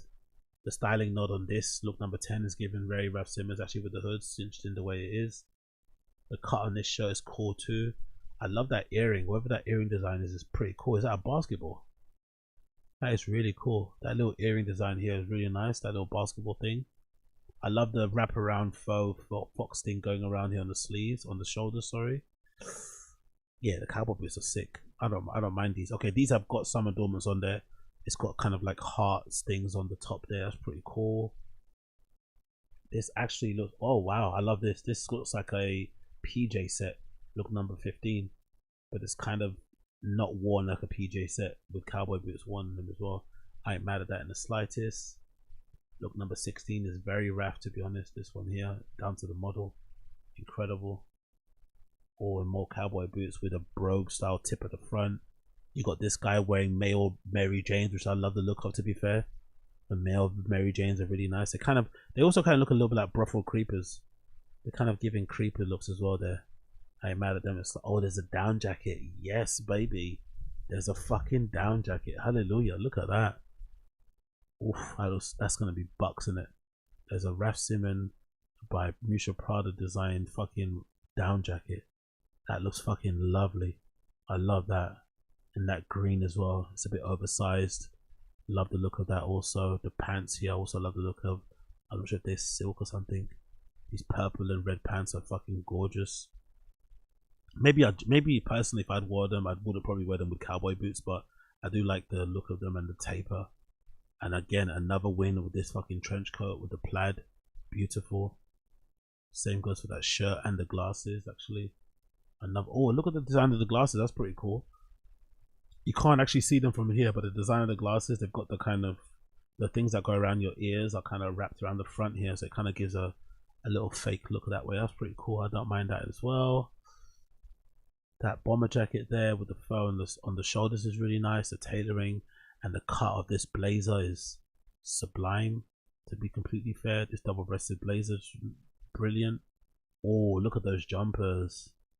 Those jumpers with those wide neck holes, brilliant. And the distressing on the edges, really good. Again, great sunglasses too. This coat here, it looks like an N3B, like an updated N3B. Is brilliant too, which looks like a faux foxtail thing poking out on the side is brilliant. Wow. Oh, look at that. There's a Prada Harrington jacket style kind of going on there on the right hand side, the grey one. That cow print sweat top as well is pretty decent and pretty lovely. I'm not mad at that in the slightest. As is this top here, look number 35. Really fucking nice. I'm not gonna be mad at that in the slightest as well. The leather jacket on look number 34 is brilliant. Yeah, there's some really good stuff. Oh, look at the pants. Look at the leather patchwork pants on look number 38. Wow. And that bag again is gonna be, that bag's a winner, by the way. This bag is a fucking winner. Got a stripe on it as well. There's a hood. There's a fur hood you can wear. That's detachable. That I really like the look of too. There's a whole patchwork suit. Oh, with the loafers. Look at the loafer design. Oh, oh. Wow, I love those. Looks like it's got a massive door knocker on the front of the loafer. Square toe, got a door knocker. That whole suit, that whole outfit there is a win. But those loafers are so hard. Yeah, I'm not mad at that in the slightest. Again, more good jackets, more good pants. Great tailoring again with this jacket. Again, those glasses. That trench coat there on the right hand side, look number 48, looks sublime. Oh, I guess it's like a denim printed material. I'm sure this probably isn't denim, it's probably some other material, maybe leather they've made to look denim. I love the side pockets again. All those models are sticking their hands in. This jacket here on the side is really sick as well. Yeah, loads of great stuff, man. Loads of fucking great stuff. Very strong collection there by Musha Prada and Raf Simons, as per usual. No surprise there, no surprise there. I actually want to hear what the soundtrack is. Courtesy of this video. What's their soundtrack? I want to hear what the soundtrack was for this. Let's fast forward a little bit. Yeah, good shit. Love to hear the inspiration behind this actually. It definitely fits. The soundtrack definitely fits.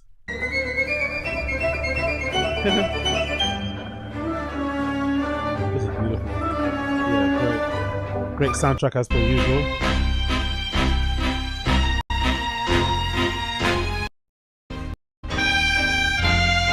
Okay. Big up Musha Prada, big up Raf Simons. Prada Fall Winter 2025 was really good. I didn't mind that in the slightest. So that has been it actually. That is the Action of the Dingle Show episode number 862. We are out. Thanks so much for tuning in. Those of you who have been tuning in, it's been a pleasure to have your company.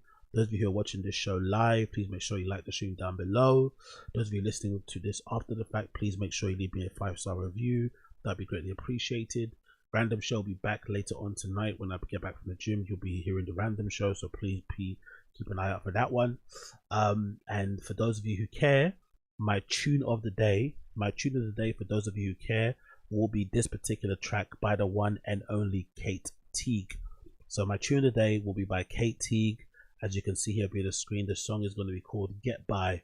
Get By Kate Teague is my tune of the day. It's available on Bandcamp and should be available on all other digital streaming platforms, I think.